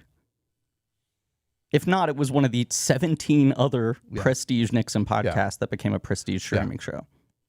Dan Carlin's Hardcore History. Of course. What? We're out of school. Why are we doing this nerd stuff? Now, here's a question, Ben and I. We were discussing this in the ride over here. Someone tell Dan Carlin, you're out of school. Best show, 25th anniversary. Drop the nerd stuff. We're in year 25 right now, Yeah, right? we are, yeah. Celebrating. What's the material for 25? Do we know which anniversary this is? Platinum? I don't know. Cubic zirconium? Number 41, Blank Check. With Okay. David and Griffin. Griffin and David. Yeah, let's get the billing right. Sorry. Yeah. And look at the quote they got. from one of these Chapo Steakhouse guys. What to say? Blank Checks elevates the movie podcast form by diving into the director's filmographies, allowing the crew to go deeper into the nuance. Okay, all right. You guys like movies? We like movies. Yeah. Yeah. We go You deep. talk about them. Mm-hmm. Okay. I didn't know there was some deeper truth you were unearthing here. You're currently doing what now? The Coen brothers. Let me just say, I honestly thank you for putting me on the list. I'm fine being on the list. I'm being comedic with my false outrage. I'm happy to be on the list. Of course, look, you share a slot with a man who holds the power to get someone elected president. Yes, exactly. And Yeah. I'm hoping maybe he'll check out the best show now. Maybe I'll be on. Maybe Jamie will look up the best show for him. Ben and I were saying in the ride here. Yeah. 25 years of best show. Yeah. But the first 6 years, terrestrial radio only, correct? Well, we started podcasting in 2005. Okay. Yes. Okay. So 20 years podcast, 5 years Yeah. radio, and then obviously many years of existing on both yeah. platforms. Yeah. But just wondering, I'm not questioning. Don't worry, you question anything you want. I'm wondering if there's some confusion in these ballots, right? Mhm. People are trying to make these definitive lists, and Yeah. they're going, is Best Show the best radio show of all time or the best podcast of all time? And votes are getting split. Yeah. I guess if you're going to do best radio show of all time, then I guess now I'm competing with The Shadow. And Fibber, McGee, and Molly. You want to put his best radio show. Now I'm up against Art Bell. I mean, this is the tradition I feel like you exist in. Yeah. Scott Shannon, Z Morning Zoo. These are all my Little competitors. Steven's Garage. But see, not that's forget. satellite radio. Is that Okay. proper? That's not terrestrial another radio. question. Right. It was licensed to terrestrial radio. Yeah. But it exists on satellite That's radio. its own list, I This think. is the Right. game we play. I just think that perhaps there's a kind of traditionalist purity to the left of dial list. Yeah. Which is why, of course, they put This American Life at number one. Yeah. I'm fine with all of it. Yeah, that was true. That was the number one podcast on it is This American Life, which It's a radio show. it's a radio show. It's a good one. They didn't put that one whatever that is. Wait, don't tell me. Yeah. Have you been on that? I have not. You have not? I've not. Yeah, me either. I'll get an answering machine message from Carl. More like, wait, don't call me. Yeah. Thank you. Yeah. That's great. Yeah, there we go. Now, you're doing the movie. You take on a filmography all at once, and it's a massive undertaking. What has been the biggest undertaking so far, director-wise? Who had the longest filmography? I think the longest ones we've done all are within like the 21 to 23 range. Anything longer than that starts to feel untenable. We did Spielberg, who is very long, but we split him in half. Okay. We did half of his movies, and then 6 years later did the other chunk. The Burton series felt the longest. Tim Burton series. Because the drop-off. Well, the drop-off was... It was almost, he went from doing no wrong to doing no right. Correct. Like immediately, none of the movies were good. Now, I would argue the drop-off is Wilder on Zemeckis, who also was very long. I have a higher pain tolerance for late period Burton than late period Zemeckis. Sounds like somebody doesn't like the movie Flight very much. I like Flight okay. My favorite thing about Flight is that clearly someone on the crew was telling Robert Zemeckis fake drug lingo. And he was putting it right. He was walking it right to set. That's a Cocoa Puff, man. It's cocaine in a cigarette. He's like, yeah, Cocoa Puff. He's like writing it down. Yeah, Cocoa Puff. Okay. You're on the dark side of the moon, man. Like he's walking those things in. Say it's a Cocoa Puff. And everybody's like, what? Where's Tim Burton drop off? What's the first clunker? It's Planet of the Apes, which is 2001. I would argue he is unimpeachable through the 80s and 90s. Okay. I think some people are a little harsher on Mars Attacks and Sleepy Hollow than myself. Mars Attacks is great. Thank you. I think Agreed. Mars Attacks is a low-level masterpiece. Trenchant. Alexander and Karaszewski wrote it. I would say Sleepy Hollow is the first one where you're just like, I don't know about that one.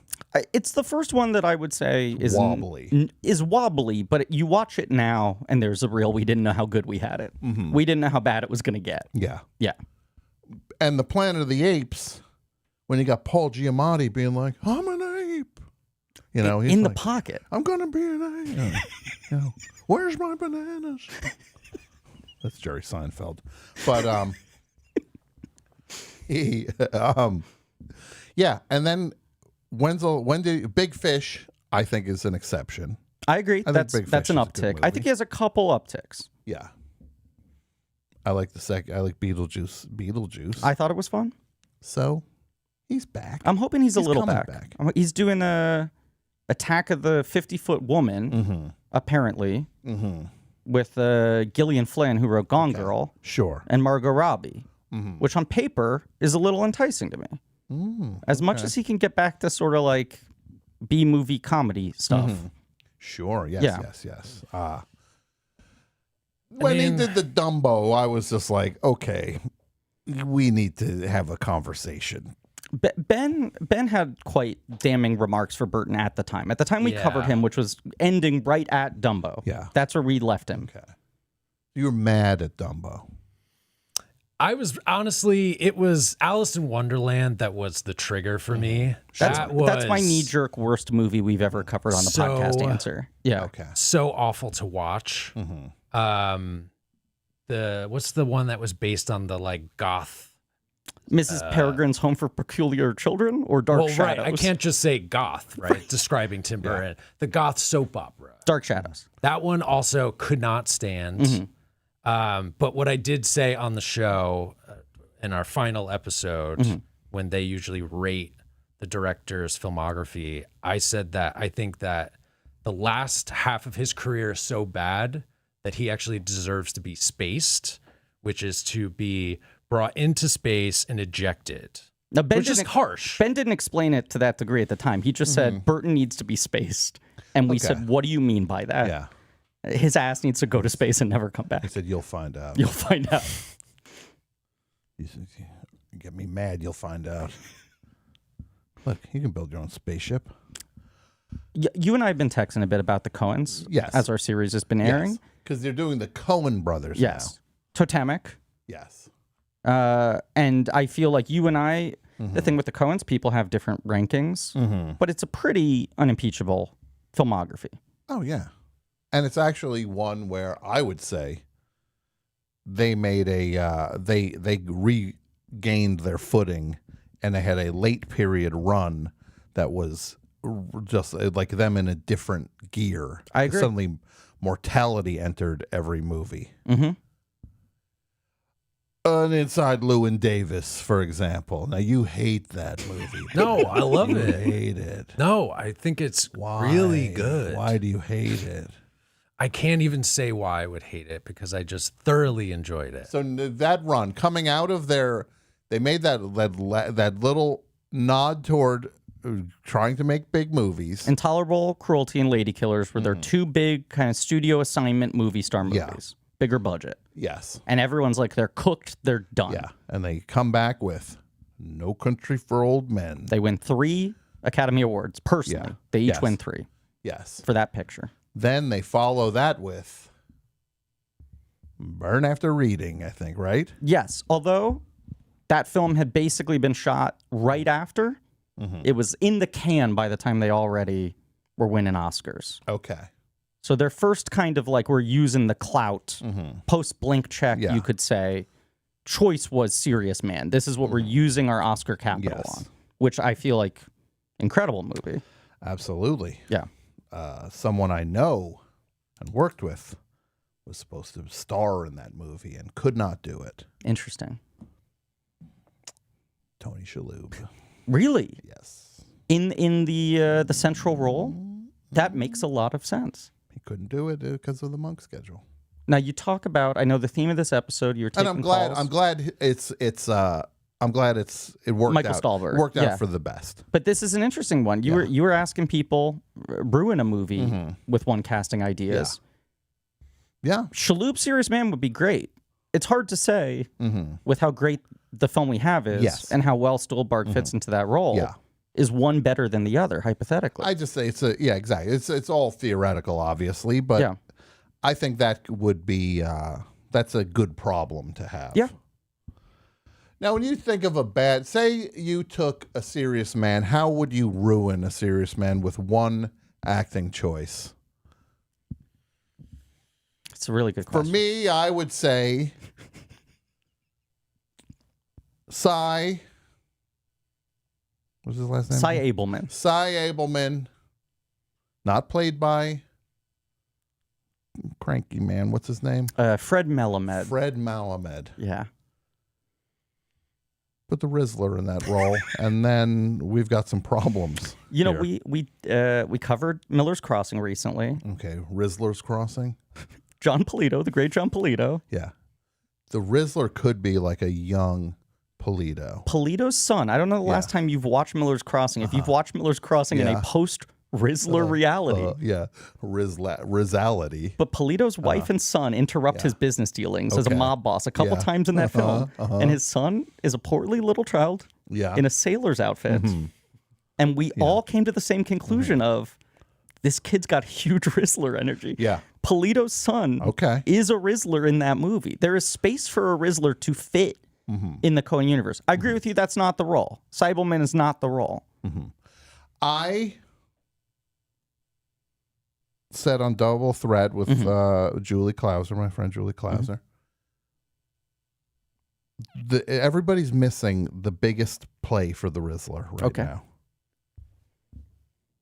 Pugsley. Sure. Wednesday is so huge. Yep.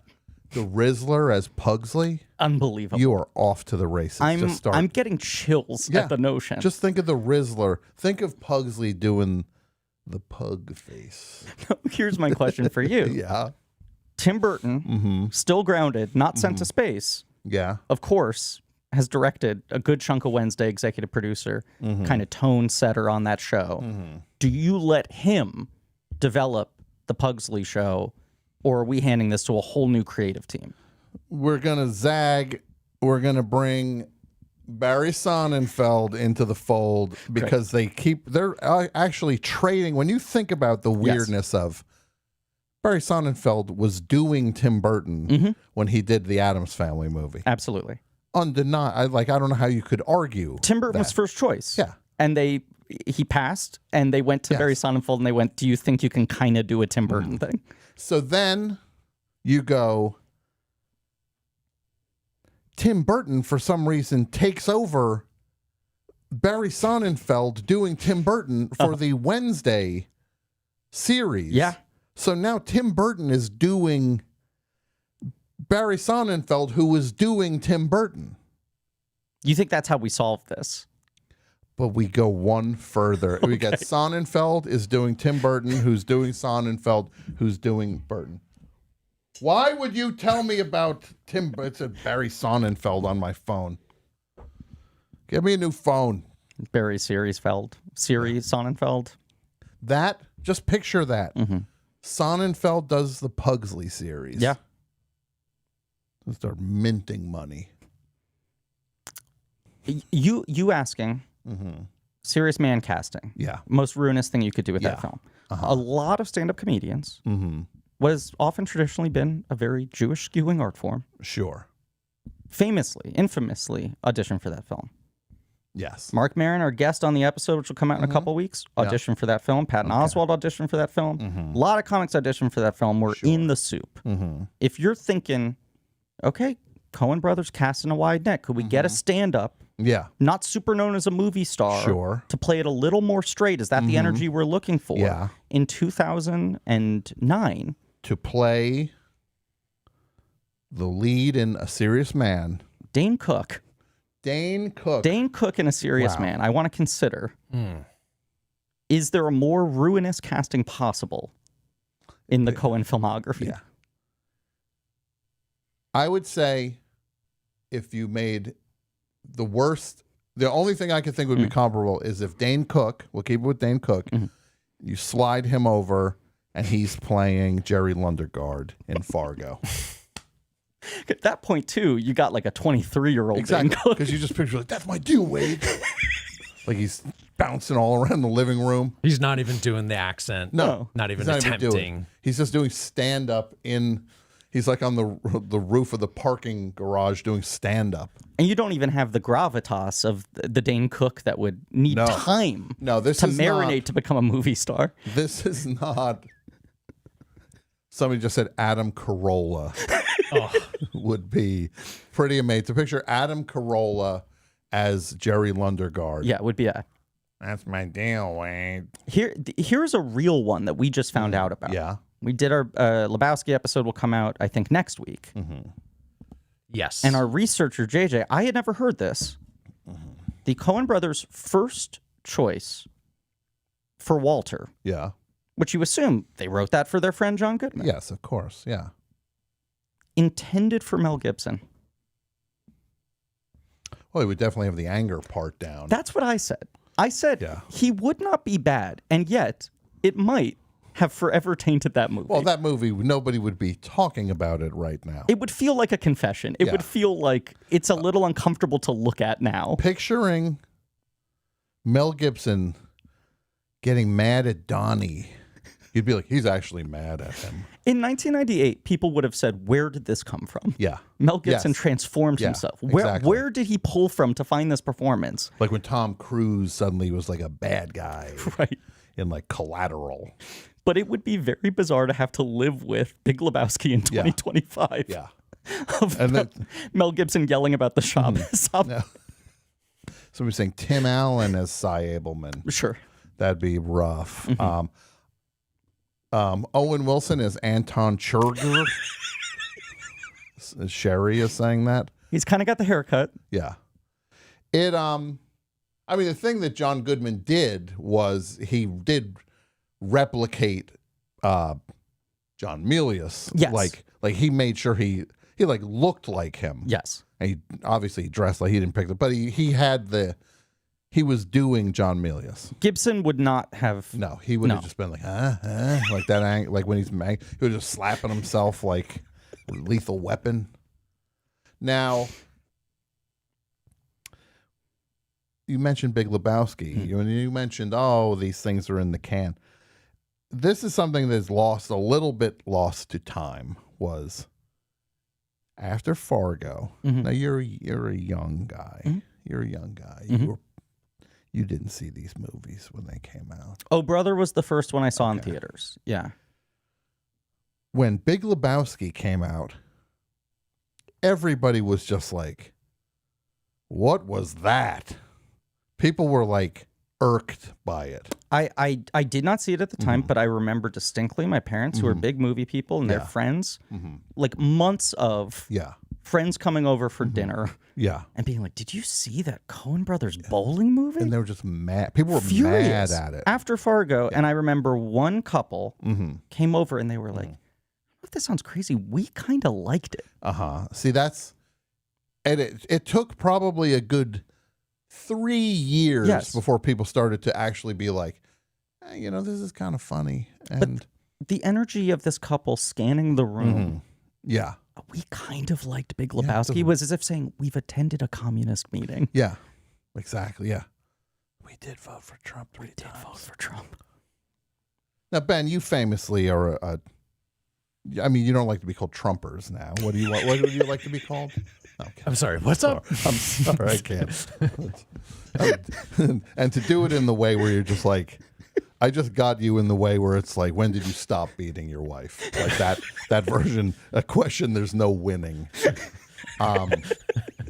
No. Where'd you grow up, Ben? Sherry's saying I should be nice to you because you're from New Jersey. It is true. Okay. from. But this is what's going to judge. This is going to determine how nice I am. Where in New Jersey? I don't want to hear Princeton Junction. No, come on. All right, Lincoln Let me Park. see if I can guess. Oh, Lincoln sorry. Park. Yeah. What? You sure that's like Chicago? I mean, I know where I'm from. Okay. I'm sure. What highway are you near? 23. Yeah. 46. Yeah. So you're out west, that weird northwest area of New Jersey. To use a mall, local mall, to help locate. Yeah. Very close to the Willowbrook Mall. Sure. Okay, I got you. That's it. Where were you gonna guess for Ben? Oh boy. I probably would have said either way south or north. Like you don't have the central Jersey energy for whatever. And there is a central Jersey. People Sure. say, "Oh, it's north and south. There's no central." There is a central. The state's so big. There's a middle part. And I was in the middle of the middle part for it. The donut hole. The donut hole. Exactly. Yeah. Some of the people who I shared with the middle of the state was Mr. Kevin Smith. Of course. From Red Bank and Leonardo, New Jersey. The beating heart of New Jersey. Yeah. Rests within that some man's would say. chest. Some Yeah. would say. Yes. Now, how far into the Cohen thing are you? Fargo just released this week. Okay. We tend to record pretty far in advance, so we have the next chunk of episodes mostly lined up, banked up. Okay. So I think we basically gotten to True Grit. Okay. Is that right? Yeah, that's sort of last chunk of late period are the ones we still have to record. Okay. Yeah. Yeah, I mean, when you go A Serious Man and Inside Llewyn Davis and what's in the final run there? Hail Caesar. Hail Caesar. Yeah. And the cowboy and the one Buster I'm not, Scruggs. Not a huge. You're not a fan big of that. Scruggs guy. I saw it in the theater. I Yeah. remember. I thought I liked it fine. Tom, it's nice to see Tom Waits, of course, right? Well, I will always watch him act. Right. Okay. Just don't put a microphone in front of him. Somebody else has to hold the microphone on a boom for me to want to hear what comes out of his mouth. But when he's got it in his hand, no. With Tom Waits, it's all about the axis of the microphone stand for you. Yes. Well, it tells me what I'm in store for. I thought he was great in that movie. Yeah. He's phenomenal. Right? I think he's a legitimate guy. He was great in Bram Stoker's Dracula. Yeah. Right? Renfield. Yeah. Yeah. He's a good actor. Our friend Connor Ratliff. Mm-hmm. I was talking to him recently. Yes. And he put forth, I had sort of forgotten about this, but when they were working on Buster Scruggs, the notion was this is a series. Mhm. They are making a Western anthology series that's going to be released as separate episodes. It's their Black Mirror. It's a short story collection. Okay. It'll be, you pick it up. And it was sort of a late breaking surprise when it was announced. Like, it's going to play at the New York Film Festival. They're releasing it as 1-2 hour thing. Mm-hmm. And Connor was saying, and I'm kind of inclined to agree with him, that Buster Scruggs might have a better reputation had it been released in series form. And I'm always a movies over series guy, but the best segments of Buster Scruggs are incredible for me. Yeah. Up there with their best work. And the worst segments are very solid. But if I could just kind of only queue up the Tim Blake Nelson segment on a regular basis, and treated that like a fixed work, you can do that. You can. The thing I would say about Buster Scruggs is the thing that I was not a big fan of them doing like digital CG stunts and things like that. It just, it took me out of it seeing that, like, because they were not that. And so much of their stuff is about the actual physicality of things. And it just, to me, it felt like, oh, if this is 20 years earlier, they would have figured a way to practically do some of these things. Felt like they were kind of looking to move a little bit on those shots, as one does when they get older. They'd be just like, let's do it digitally. Not going to sit there all for 4 days trying to get one thing to work. Like they look at they did with the throwing the bag off in Big Lebowski when they throw it off the bridge. Yeah. Like they had to shoot that backwards. Yeah. Because they couldn't get the shot right. So they just filmed it. So they actually were throwing the bag at the car and then just ran it backwards. It looks like the bag's leaving the car. It's going toward the window. That's the stuff they made sure was that they would put the care into that maybe not so much now. I will also say they've been on this hiatus as a filmmaking team. Mm-hmm. Joel made Tragedy of Macbeth without Ethan. Mm-hmm. Ethan has now made 2 movies with his wife, Driveway Dolls and Honey Don't's coming out this weekend. Yeah. The 2 Ethan films really feel like let's move it along movies. And he is the one who apparently felt so exhausted after Buster Scruggs. Of that was too much of a production. Okay. We bit off more than we could chew. I needed time off. Yeah. Now let's go through some movies and see who would be how we could ruin these movies. Well, let me check the phones. There's people on hold here, and we got some real heavy duty blankies. Brett was telling me before we came in that he thought the best suggestion a caller had so far was Chevy Chase and Lost in Translation. Yeah, which made my skin crawl. Now, I have a very distinct memory as a kid who grew up reading Page 6. Yeah. Would almost go straight to Page 6 as if it was the funny pages. Okay. Yeah. What are the new antics that Alec Baldwin is up to this week with the paparazzi, right? Yes. And just their regular targets of people they would shit on. And Chevy Chase at that time, I think he still is largely a Bedford, New York native. Okay. And there was a Page 6 little overheard thing. Chevy Chase walking out of a screening of Lost in Translation at the Bedford Playhouse, very Tony White Plains neighborhood, and turning to his wife and going, "Such a shame. Billy used to be so funny." Yeah. That he watched that movie and walked out. He wondered where the laughs were. That he thought it was a fuck up. Yeah.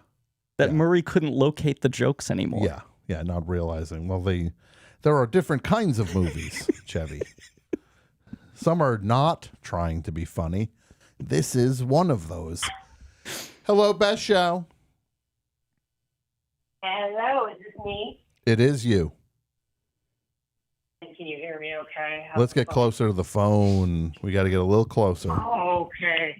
All right, let's get closer. How's that? Much better. Yeah, you're next. Little better. You can even do All better. right, I know you can do better. I know. I'm trying for the best quality. All right. How's that? There it is. Any better now now? we're that's how All that's right, we're there switching now. off the Bluetooth. I already That's know how who we this roll. is. I know who this is. Sherry. How are you, Sherry? Representing. So here's how we roll, and this is very exciting. I want to say hi to your guest because everybody knows that show, number one. Number one. Number two, blank check. I'll say that's the proper, proper respect. Sherry, I appreciate you saying that. All I want, a place to come do the show. I leave with a couple coins in my pocket. I know I'm not going to get rich off this thing. I've learned that lesson. You think I'm still chasing that? No, I'm not. No, I get forget it. I know that. Well, you're a little too enthusiastic about it. Like, no, forget it, you loser. You'll never make a nickel. No, I look. I goof around with these things. I'm close to the end. I just want to say this. I'm close to the end in terms of the best show, and I'm close to the end in terms of my life on this planet. No. These things are imminent. The end is imminent.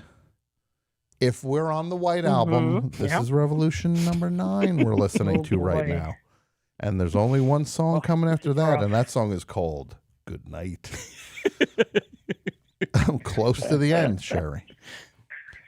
I know. Well, this is what I know, Sherry. This is what I know. Mm-hmm.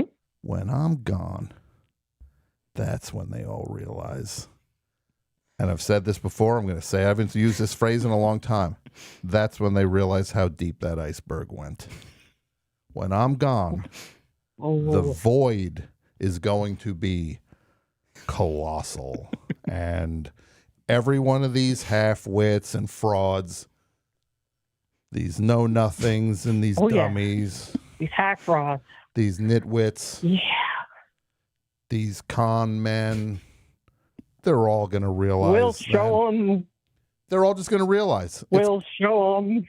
Thank you. We'll show them. Now you're And making. I told you, I feel sad now. Your picture is going to be up next to Connie Chung and Jason Alexander at the NJ Transit at Penn Station. I promise you that. I don't know what that means. The big three. So, Oh, thank you. So the big three from New Penn Station Jersey. people know. It's me, Jason Alexander, and Connie Chung. Connie Chung. Couldn't throw It really is. Bruce Springsteen in there. Transit. Couldn't put Transit Meryl people know what I'm Streep in talking there. about. Couldn't be like you, Meryl Streep, and Bruce Springsteen, the big three. I'd be like, well, that's fair.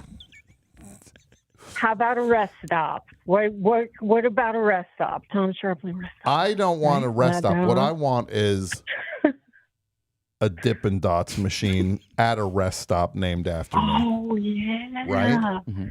Yeah, that's the goal. Yeah. Yeah. Green Dot Magazine. Thank you. Hey, one thing about your guest, real quick, that I want to say is Yeah. the first time, like when, for people who don't know, Griffin was on a show, and when the show came out, it was called The Tick, and I was like, is that the kid from the Chris Gethard show? I was really confused, but if you have it. Yeah. 'cause Anyway. Griffin is a really great actor. He's been He's a in. wonderful actor. It's very kind of you folks to say. Oh, you are. You're. Yeah. He was on a show called The Tick, and it was him and Putty. That was the other Tick. Right? Mine was with Peter Serafinowicz. Putty has his It was own Mickey Tick. Dolenz. Mickey Dolenz Did the voice of Was the he animator. did the voice, and Yes. you like danced around to his track. It was That like a lip Peter sync battle Serafinowicz. kind of thing with me doing Mickey Dolenz. It's Peter Serafinowicz, Yeah. who I think is one of the funniest people ever. It's a genius, yeah. And did you watch that show he did? Look Around You? No, the game show where he's the host of it. It's insane. What show it's is like that? $1 Million Secret. Okay. And it's him. Yeah. But he's playing the role of a host of a thing, like, because he's just like, no, Bill, let's see what's in the box, whether you're the $1 Million Secret. And you just know it's like, this is the weirdest guy ever. Yeah. And he's pretending to just be, I'm a fancy rich guy on a show, and who's gonna have the $1 million in the box at the end, because the boxes keep getting switched around. And you're just like, good for you, Peter. I was so happy when I saw him on that because he's getting paid. And he's look, there you go. That's how it happens. Oh, sure. Yeah, it's on the very show. there's some parallels there. Yeah. Peter is great. You know what the secret with Peter is, though? What's that? He is obsessed with things like that. As much as you're like, oh, this is nice, this weirdo found a lucrative job with a light lift of him just hosting a game show. Yeah. He would often just kind of monologue to me about like what they call light entertainers in British culture. Yeah, it's a very British thing, the Right. idea of just going on. The idea of like imagining a show like they have in the UK where people like Richard Iowade and other people who are like legitimately funny by our metric, they're funny. Go on these shows and just be witty and that. Like imagine what would that be here? I mean, After Midnight, I guess, was kind of that. Gone too soon. No. Dearly departed. David They Sims. never called me. The other fellow. Never called from me Blank once. Check. He grew up in That's London. why I put the pox on that show. I was talking to him I'll about lift the this. pox also. It'll come back. There is no analog to people who are this respected and this funny in American culture doing Yeah. these kind of very broad broadcast panel shows and it being seen as respectable, right? Yeah. And he said, and I had never put this together before, well, the difference is shows don't run long in the UK. That's true. And now here, the streaming model has kind of unfortunately made things similar. Yes. but that those guys had to do those panel shows because it's like literally for income. You do one season of 6 episodes every 3 years. It's true. They make 2 comedy movies a year in their industry. There's just only so many slots. Oh, that makes a lot of sense. Yeah. That's kind of mind blowing, right? Actually, yeah. It changed my whole perspective on it. Yeah, yeah. Because we'd see over here, it would be like Bert Kreischer. Now, Ben, you loved The Machine. I'm sorry. What's The Machine? Well, it's I mean, I guess is that like a theory, like you just like an existential question you're asking? Because no, I thought you were means referring something to each, something different to everybody. No, it's the Bert Kreischer movie. Oh, I missed that. But I'm kidding. No, I know. You're just razzing me. I'm just kidding. Ben, you know, that's when Bert Kreischer had his shirt off for that one. I think. Yeah, that's the one where they convinced him to take his shirt off for the movie. Yeah, that's the one. Easiest wardrobe on that movie ever, because they just only had to do pants for the star of the movie. They didn't have to worry about up top. Brett, can you put that image back up? I just want to say this, Ben. And Sherry, you can vouch for this. Sherry, I'm going to even ask you. Yeah. This is not prepared. You've been listening to the show a very long time, right, Sherry? Yes, sir. Sir's a little formal, but what? I'm going to ask you a question. What does Tom do whenever any sort of duo is presented to him on the show? Okay. I mean, there's many aspects. What? Help me out a little bit. I drive a wedge between them is what I do. It is my goal. Anytime there's any team has come on the show, my goal, consciously or unconsciously, is to drive some sort of wedge between the partnership. Yeah, I think you broke up. What is that show? Jesse, Jordan, Go. Did you break up Jesse and Jordan? I think they still do that show. I couldn't, but anytime it's like, you do the show with you, I'm going to say one of you is better than the other. One is carrying the other. Yeah. And the dynamic is off, guys. You don't realize how messed up your dynamic is because you do everything and you do nothing. It's like a coin flip who I'm going to pick to do each thing. I tried to break up, somebody in chat just said, I tried to break up Joe Pera and Joe Firestone recently. I did. Oh, yes. Yes. Oh, my God. I can't help it. Yeah. It's who I am. Love it. And does that maybe get me at the bottom of the list? What's that? I Sherry? loved when you were trying to get Vic Berger kicked off of office hours. I've decided this with the Vic Berger. This is the thing I've decided with the Vic Berger thing. I am officially going to declare I am taking Vic Berger's job on office hours. Not starting this week. What? Starting next week, I will be on office hours. This is the wrong evil comedians thing. We still need to. Can we fix number 15, please? Yeah, sure. We'll get on that. Thanks. This is the old one. We did. You've updated Seinfeld in that slot. Okay. Yeah. No. Now, Sherry, what do you have for the topic? But yes. Real quick, like a serious one. I saw that Pedro was supposed to be in Weapons, which I just saw last week. Great movie, liked it a lot. Like Barbarian Napoleon better. Dynamite? But like so much Pedro. Hold on a second. Well, that would be worse. If you didn't want this much Pedro, you never should have voted for Yeah, him. you should not have voted. Hey, you guys voted for Oh him. my God. You let a T-shirt sway your vote. Yeah. Oh my God. And that would be that's a Fantastic Four. Tom, you didn't go see Fantastic Four, right? I didn't see it. I will see it at some point. I didn't. Of course I'll see it. Really? It's Phase 6. Okay. All right. Yeah. Sorry to pay me, but there's so much Pedro right now. Yeah. The other Pedro Pascal. This guy's in a so lot much, of movies but this year. But good for him. a lot of movies. Good for him. Good for him. Good for Good for them all. Now I've got Ed. Go ahead. Go. No. The floor is yours. Okay. Oh. I've got Ed Helms as Long Legs. Yeah, I don't think you Wait, saw say Long that Legs. again. You have what Do you now? know Ed Helms as Long Legs? Okay, I did not see Long Legs. That's one of the ones that my mother All right, put yeah. on the Like list. that's you would I'm not allowed to see be, certain movies. My mother. You're not allowed that.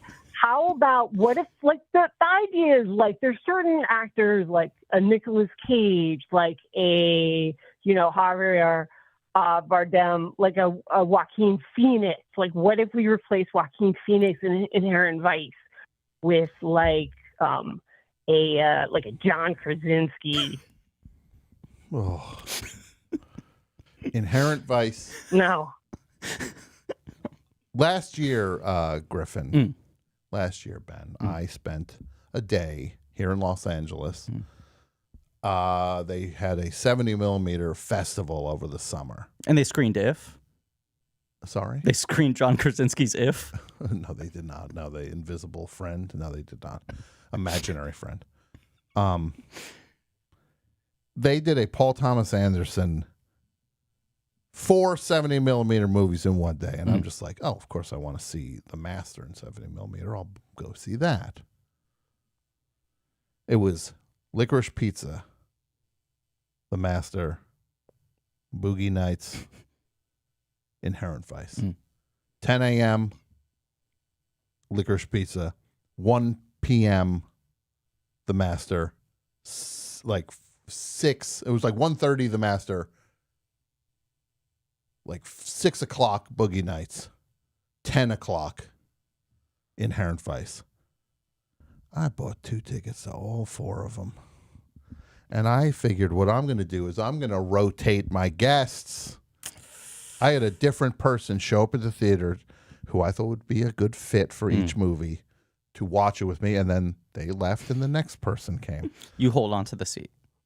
I held on to the seats. Well, I did move around. Oh, you did? Okay, that was my question. Because at one point I put my hoodie on the thing and then I went outside and I came back and it was in the lost and found box. Which I thought was incredibly effective that they were just like, oh, someone left their jacket here between movies. But they needed to realize that. That seems like a dude heavy kind of thing. Yeah, that perhaps. was a heavy dude. But honestly, I never saw more dudes at that Close Encounters screening. Wow, there were so many. The line for the men's room couldn't was get the girlfriends. Couldn't get the girlfriends or wives. to come Sherry. out. The They're line like, was nah. across the theater for the men's room.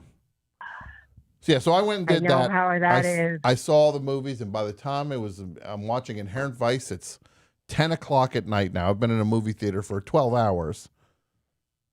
I'm starting to lose my mind. And I'm watching the weirdest one of the whole bunch. Now, what do you think this new one's going to be, Ben?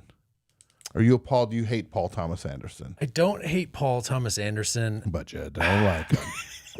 You can say it. What's your favorite? If you say Boogie Nights, you got to leave. I wouldn't say Boogie Nights. Actually, I just recently rewatched Inherent Vice. Yeah. And it just really hit for me this time.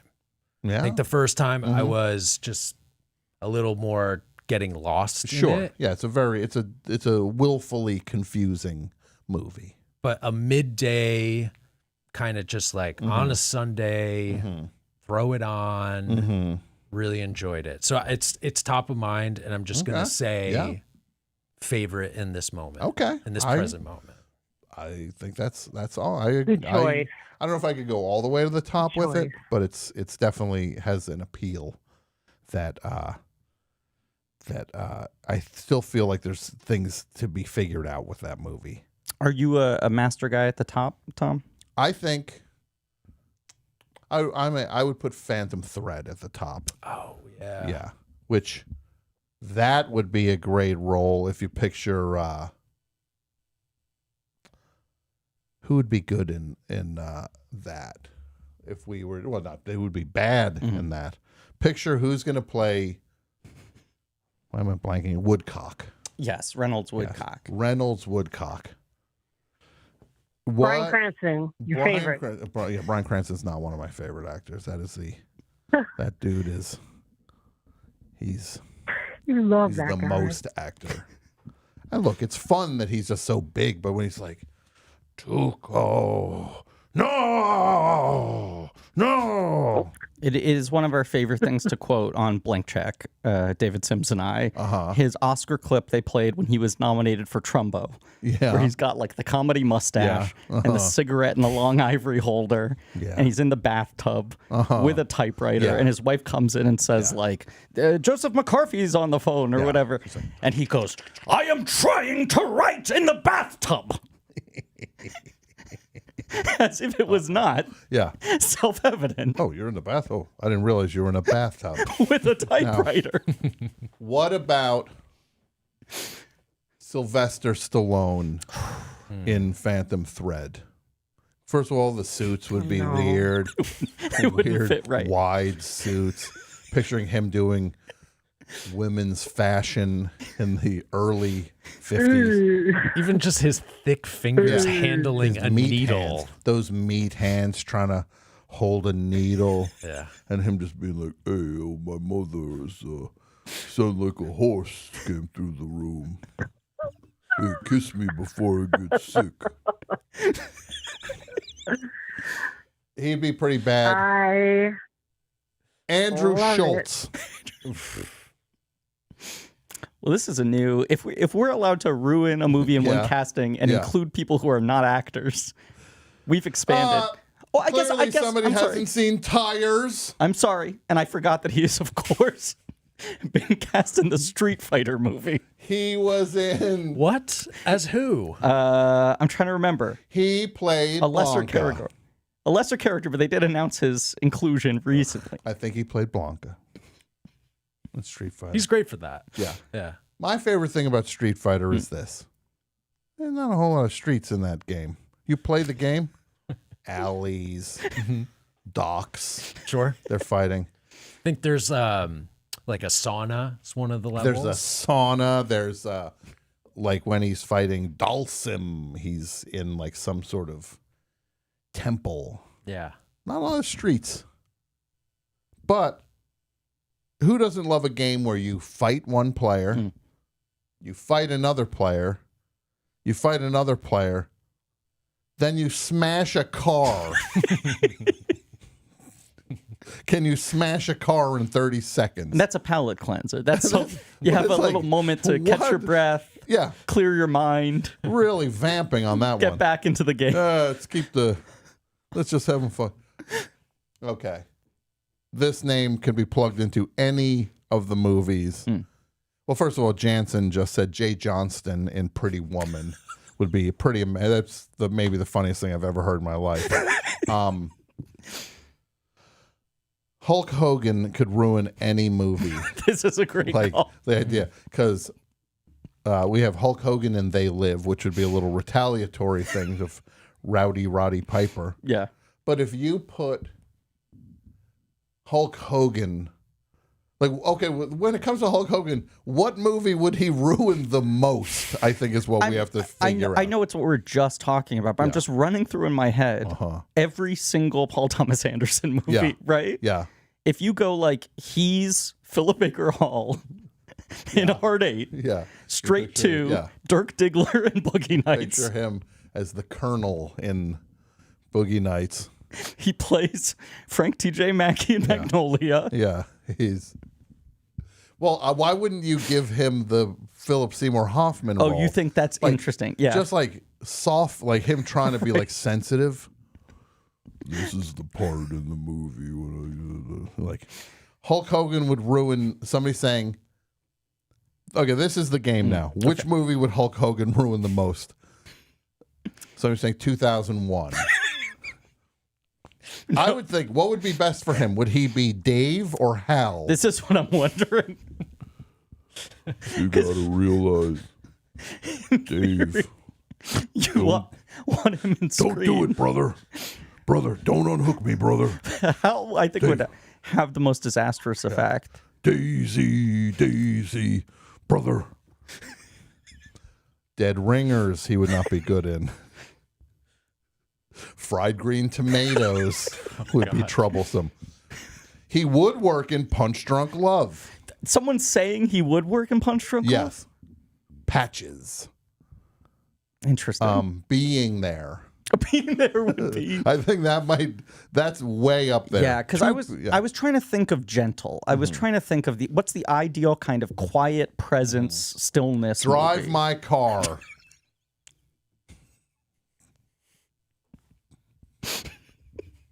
The quietest movie ever made. Memoria? Could we put him in the Tilda Swinton role in Memoria?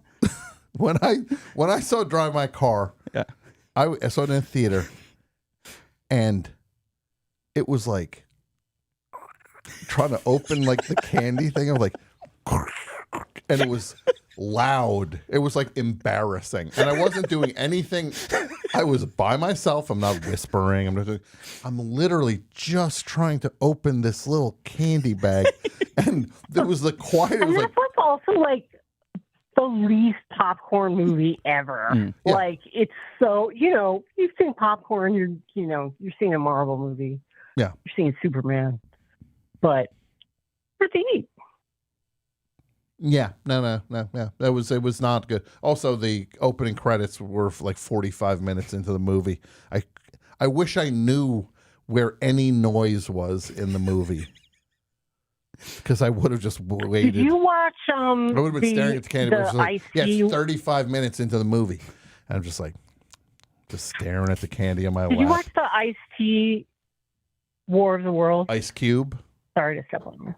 The Ice Cube, rather. I can't Sorry, watch Ice that. Cube War of the World. I can't watch that. You Did you watch it? can't roll with the. We did watch it, and it's like Why? I'm fine with like a screen time movie because I got nothing else to do. It's watch this. Watch this trash. That movie could have been. That's a movie where you could make it better. Get Joe Pera in there in the Ice Cube role. Joe He's Pera great. would be great in Drive My Car, first of all. He would fit the tone of that perfectly. Is someone going to drive your car? Well, God bless.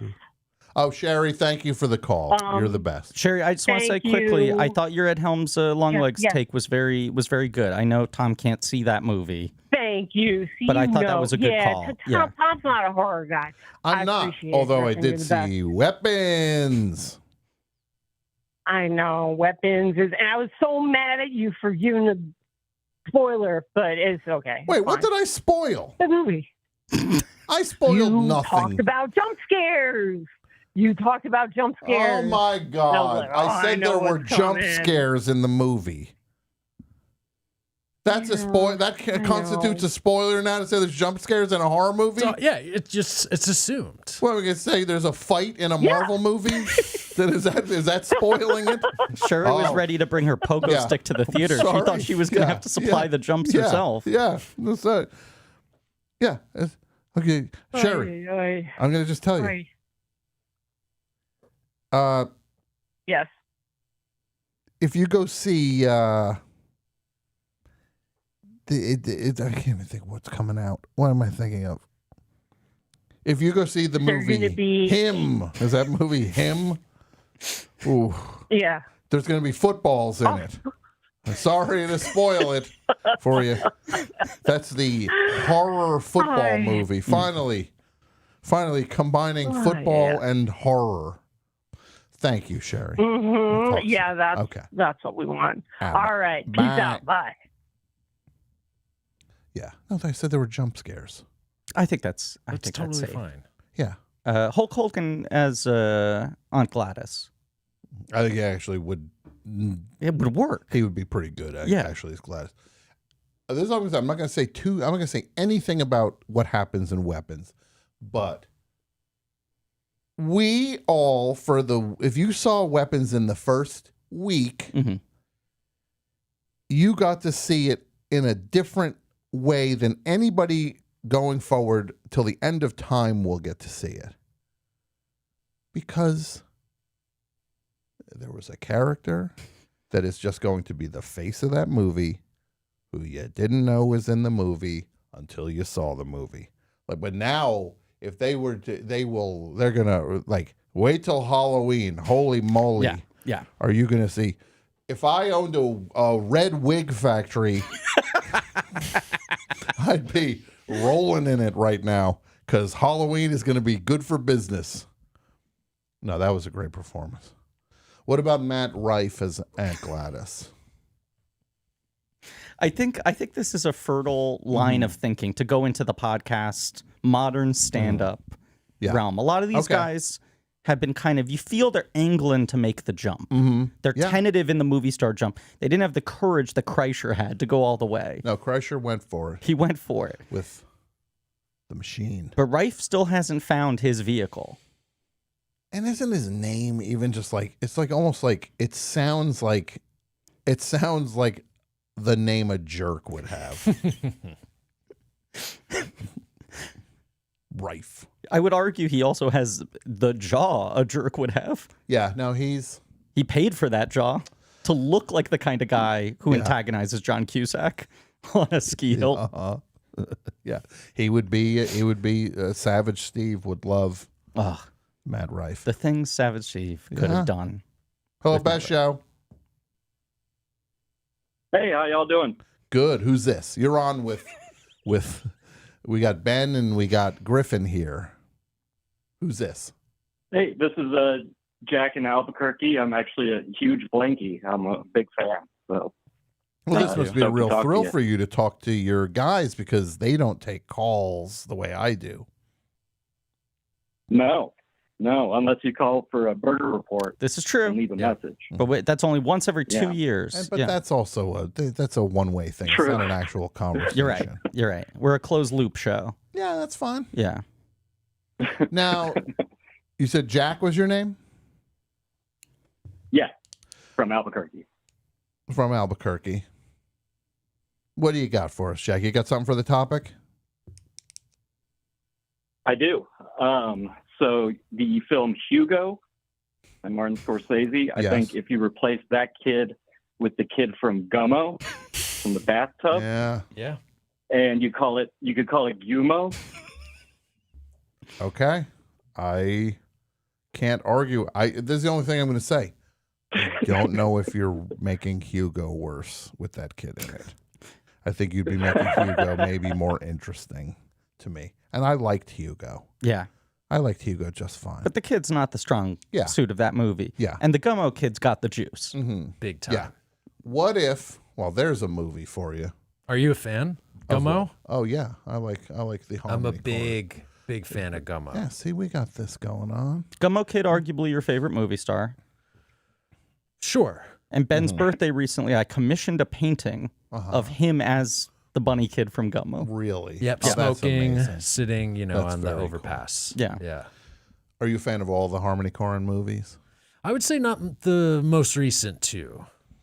Which would be, are you saying like Spring Breakers and Beach Bum? Or no, I'm talking the about the security camera VR one? stuff. Yeah. Aggro Drift. Aggro Drift, and then the other one. This like some the baby one? thing. Yeah. I didn't see either of those. But I feel like you were very high on Beach Bum, right?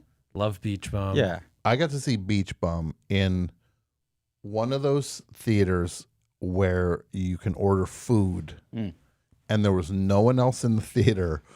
It was this magical experience where I sat there alone in the theater being like, I'll get the sundae, chocolate sundae, hot fudge sundae, please.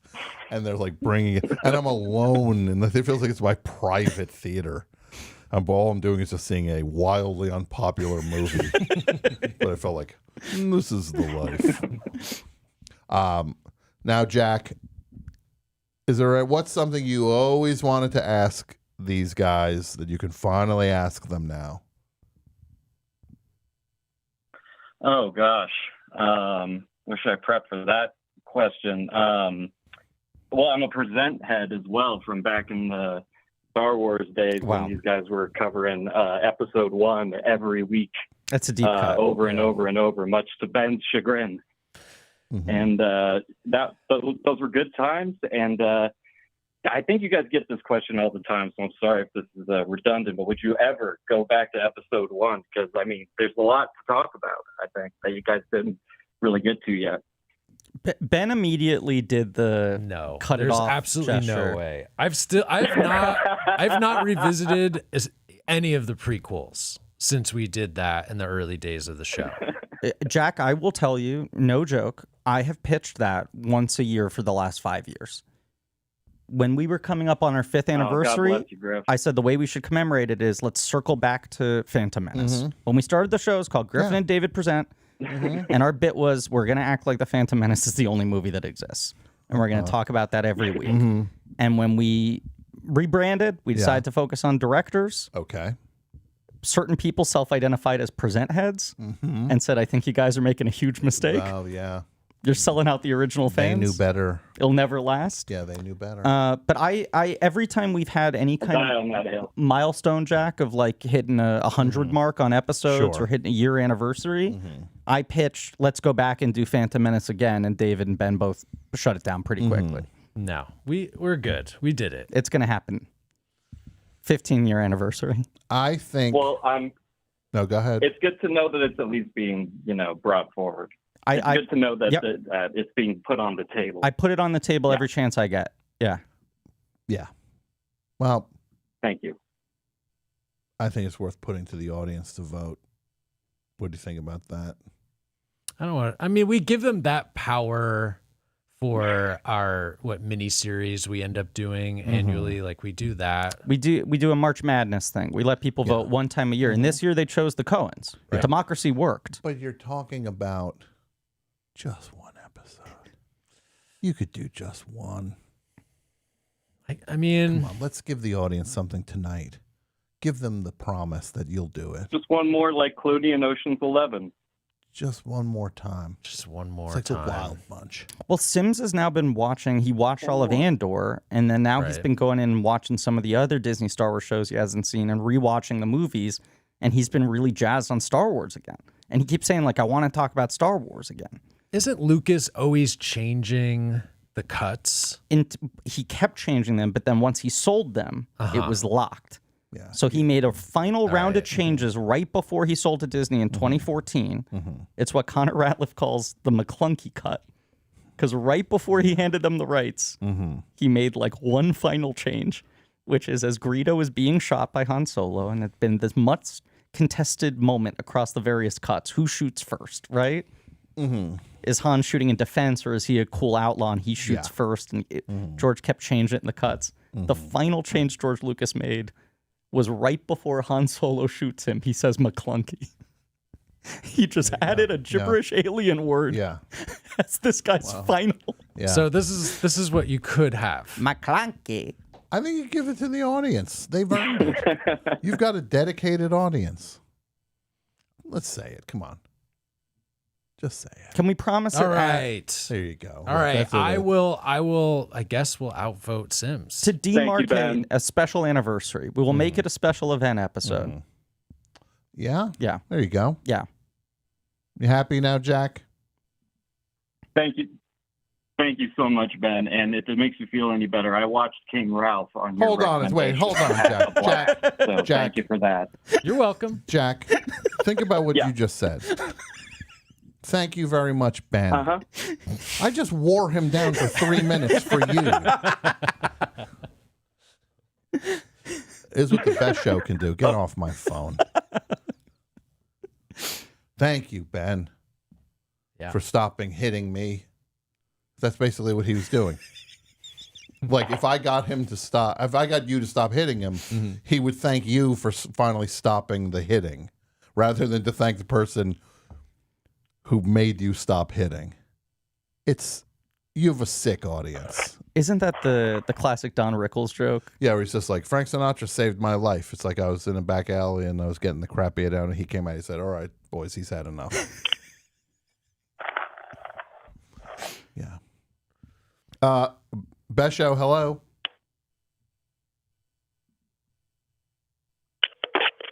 Hello? Hello, hi. Who's this?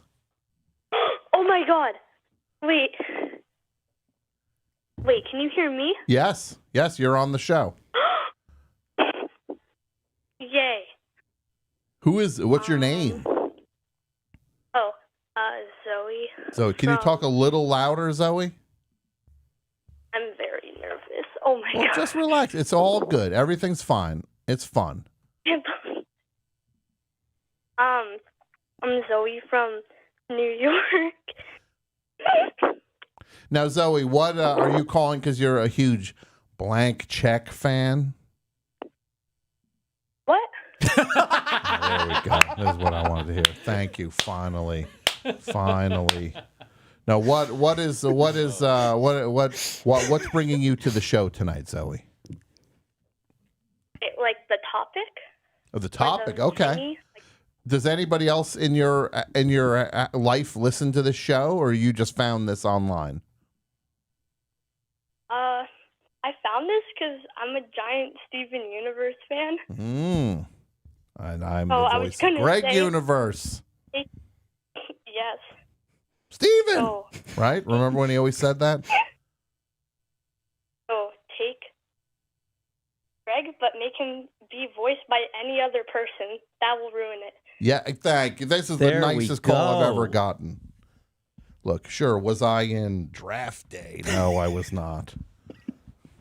But I have my own things going on. I got my own. I carved my own little corner of the world out, Ben. Zoe, where in New York are you from? Long Island. Long Island. Now, Zoe, what kind of movies do you like?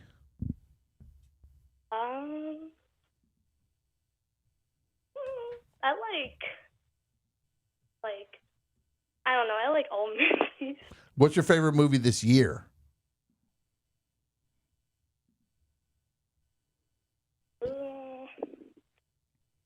There's First one that comes to mind. Steven Universe movie. Steven Universe movie. I will accept that because I'm in it. Now, what would be a way to ruin a movie? What would you do? Would you switch somebody out in the Steven Universe movie?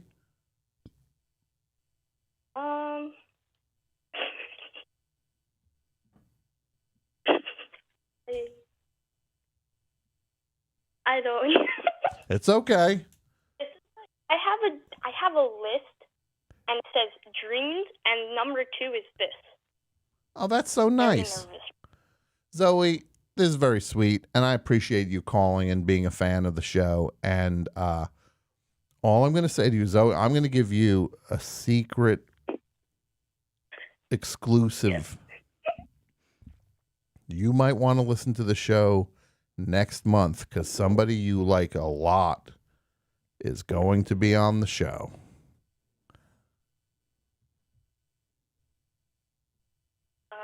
Okay. Is it gonna be the Lars of the Stars spinoff? No, I'm talking about on this show. On this show, I'm going to have a guest on that you're going to want to hear in a few weeks. I can't say who, but get ready, okay? Yes. Okay. I got And to then my other friend, also obsessed with Steven Universe, called me, and she was like, "Where is it? I want to find it." But then she can't have YouTube. Oh, well, Zoe, you tell all your friends that Greg Universe said that Zoe's the coolest, and that's just how it is.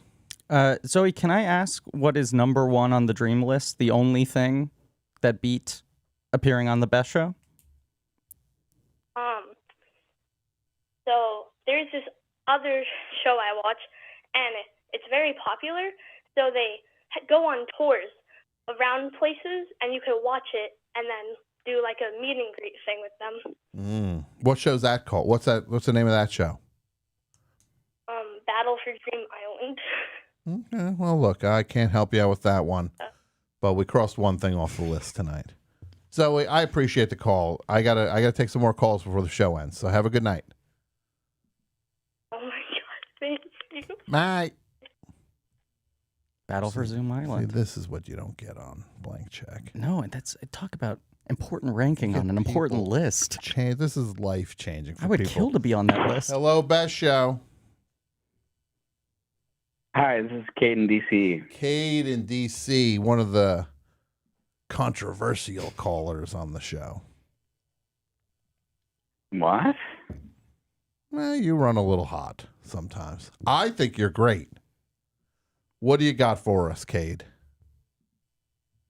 I just want to say hi to Griffin and David. You guys are great. David's not here. You got Ben. You got Ben. It's an upgrade. Because they are thinking about switching things around a little bit. David's going to work the mixer. Yeah, he's going to take over behind the scenes. No, the thing with David is he's done a lot of talking. It's time he did some listening. It's always the accusation. People go, David won't stop running his mouth. Griffin is sitting there politely, quietly, looking to get a word in edgewise. But if anybody ever has a press conference and they say that phrase, some bad stuff happened in their house. I've done a lot of talking, and I think it's time I did some listening. Now, Cade, what do you have for the topic? So I was thinking of Secret Honor, that Altman movie. Yes, okay. It's a one-performance movie. Yeah. You get that performance wrong, there's no other area of the film to We're save talking you. about Philip Baker Hall. As Richard Milhouse Nixon. Yes. Who would you put in that role? And originally I was thinking Foster Brooks. Well, but now I'm Cade. thinking Hulk Hogan. I think you want to go with Foster Brooks, though. Your original instinct. He'd just be like walking around the White House, around the Oval Office. I just want to. The last third of the movie, but him lying on the floor. Hiccuping up a storm. Foster Brooks. Do you know Foster Brooks, Ben? Do you know who that is? I do not. He's a famous comedian from the 60s who his entire act was he pretended to be drunk. That's Okay, it. solid bit. He would go on the Dean Martin roasts a lot. He'd just be like, he would act confused for where he's at. He'd just be like, no, I just want he would just like do that. Like, throw in a hiccup. Yeah, hiccups, but more just like kind of like stammering and really great. There he is on the right. Drunk guy. Yes, he looks like Satan a little bit. This was revolutionary, though. Yeah. The idea that someone just decided to pretend to be drunk. Yeah, and ended up buying a mansion because of it. I like when people are like, I'm going to go against my thing now. People are like, oh my God, what's going on with the world now? You have the Kardashians and the Rizzler and all these people. There were so many untalented people back then. There was a guy who literally did an act that was this, and he was on TV for 2 years straight. He literally went, oh, you can call me Ray, or you can call me Jay, or you could call, and like that's all he did. I want to tell you about Raymond J. Johnston, and he was just like, and it was that was enough for him to be on TV for years. Not only that, you're like, that guy worked what? Maximum 50 days a year? Yeah. He was made more money than we could ever dream of. He was probably always doing things. He was probably opening for like Gladys Knight and the Pips. It's like, oh, we got Raymond J. Johnston is here doing the thing, opening for Kenny Rogers at the Mirage, at the Tropicana. Kate, I wanted to say this: you have redeemed yourself with your call tonight, and I'm moving you to the bronze circle.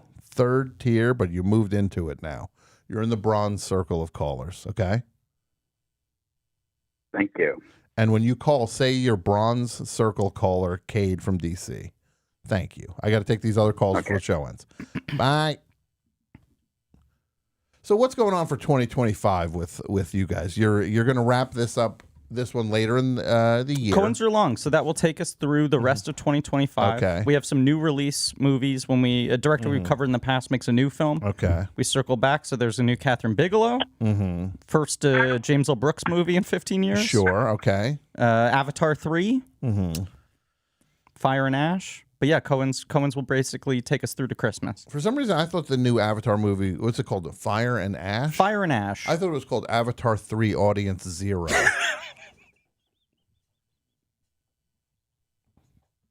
Come on, Ben. No, I mean, Ben, I you can agree. laugh. I agree. You can laugh, Ben. I know, and I agree. No one's gonna go. I mean, I might go. I'm kind of You're gonna intrigued.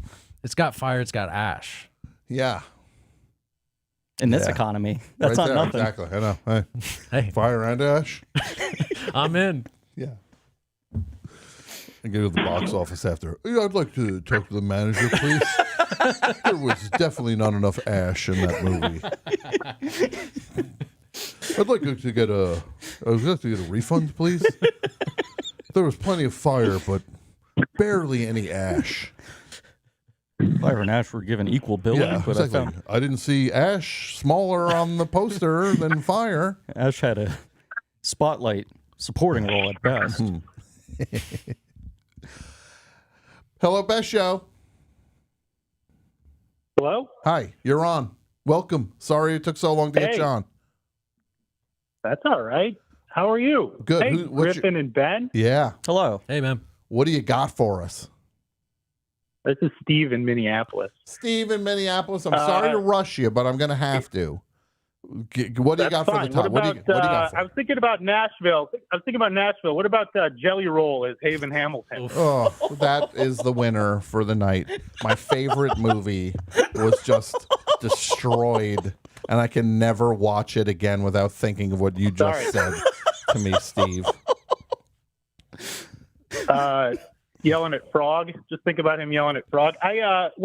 My daughter is here. Can she say one, Tom, real Of fast? course she can, Steve. And since This you is Nina. just took everything away from me, you might as well. Yeah, sure. Was I on the steps at the Parthenon in Nashville when I went through in May? Of course I was.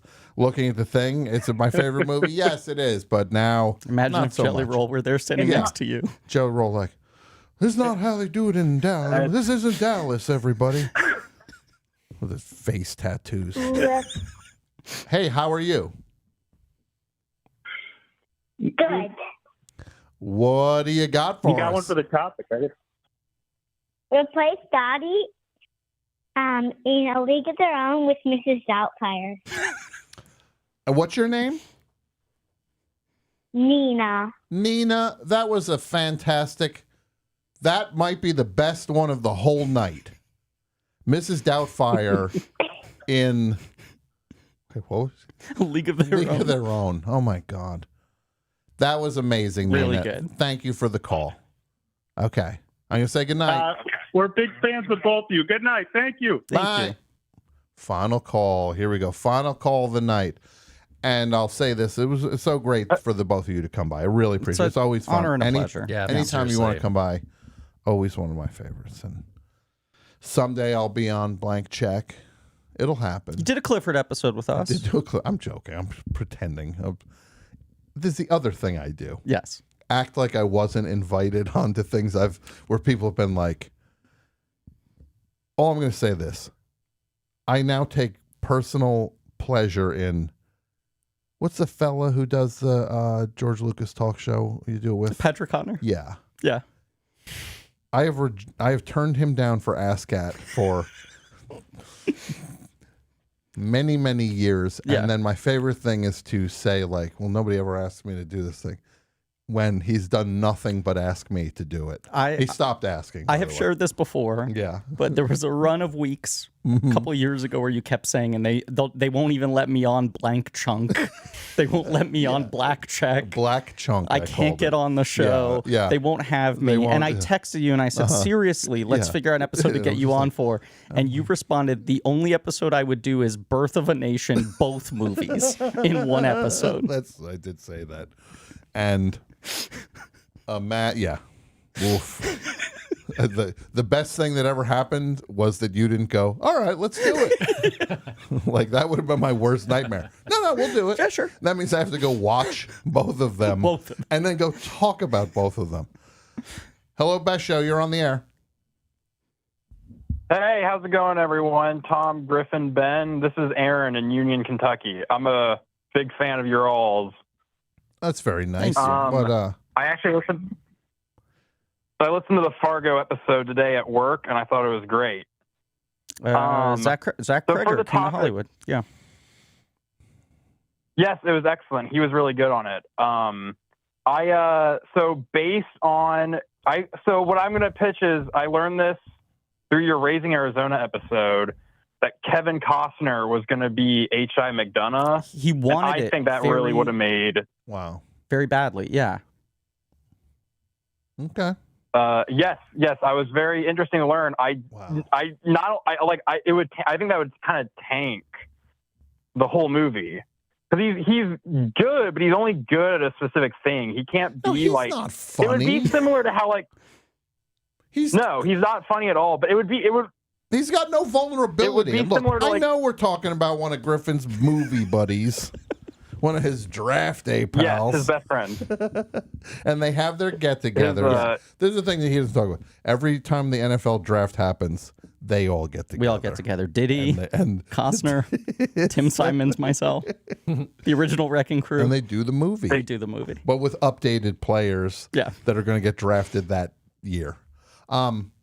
No, but Kevin Costner's too cool in a way and too like stoic. There's not a whole lot of letting go with him. You couldn't imagine him doing the physical comedy of Raising Arizona. You couldn't imagine him letting himself look like a fool. That's like truly to look like an idiot requires a certain. You have to have a certain vulnerability to actually to legitimately let go and let whatever that is be. And he just doesn't have. He has things other people don't have. He actually has the more rare thing, which is to be a leading man, to be a movie star. Like you can, at any given time, you can count him on one hand. Yeah, and he was been one for a very long time. We covered his career as a director on the podcast last year, and we talked about that a lot. That he's in certain ways he's very limited as an actor, but in other ways, at his best, he is as powerful an element as we have in American movies. Because you know who else is limited? Jimmy Stewart was limited as an actor. Like it's just like those actors bring us this thing, and you either can have that or you don't ever. You don't even have a little bit of it. Our friend John checking in. He's texting me here. The role of Mike Yanagita in Fargo, Mickey Rooney.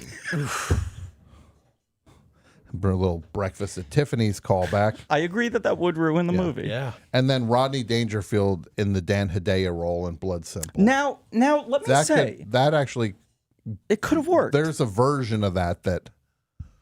If Rodney would go there, right? If Rodney was willing to dig deep, He could do his wife's material. He too. could. Yeah. It does kind of fit. Yeah. Can we throw the most evil comedians list back up quickly? Sure.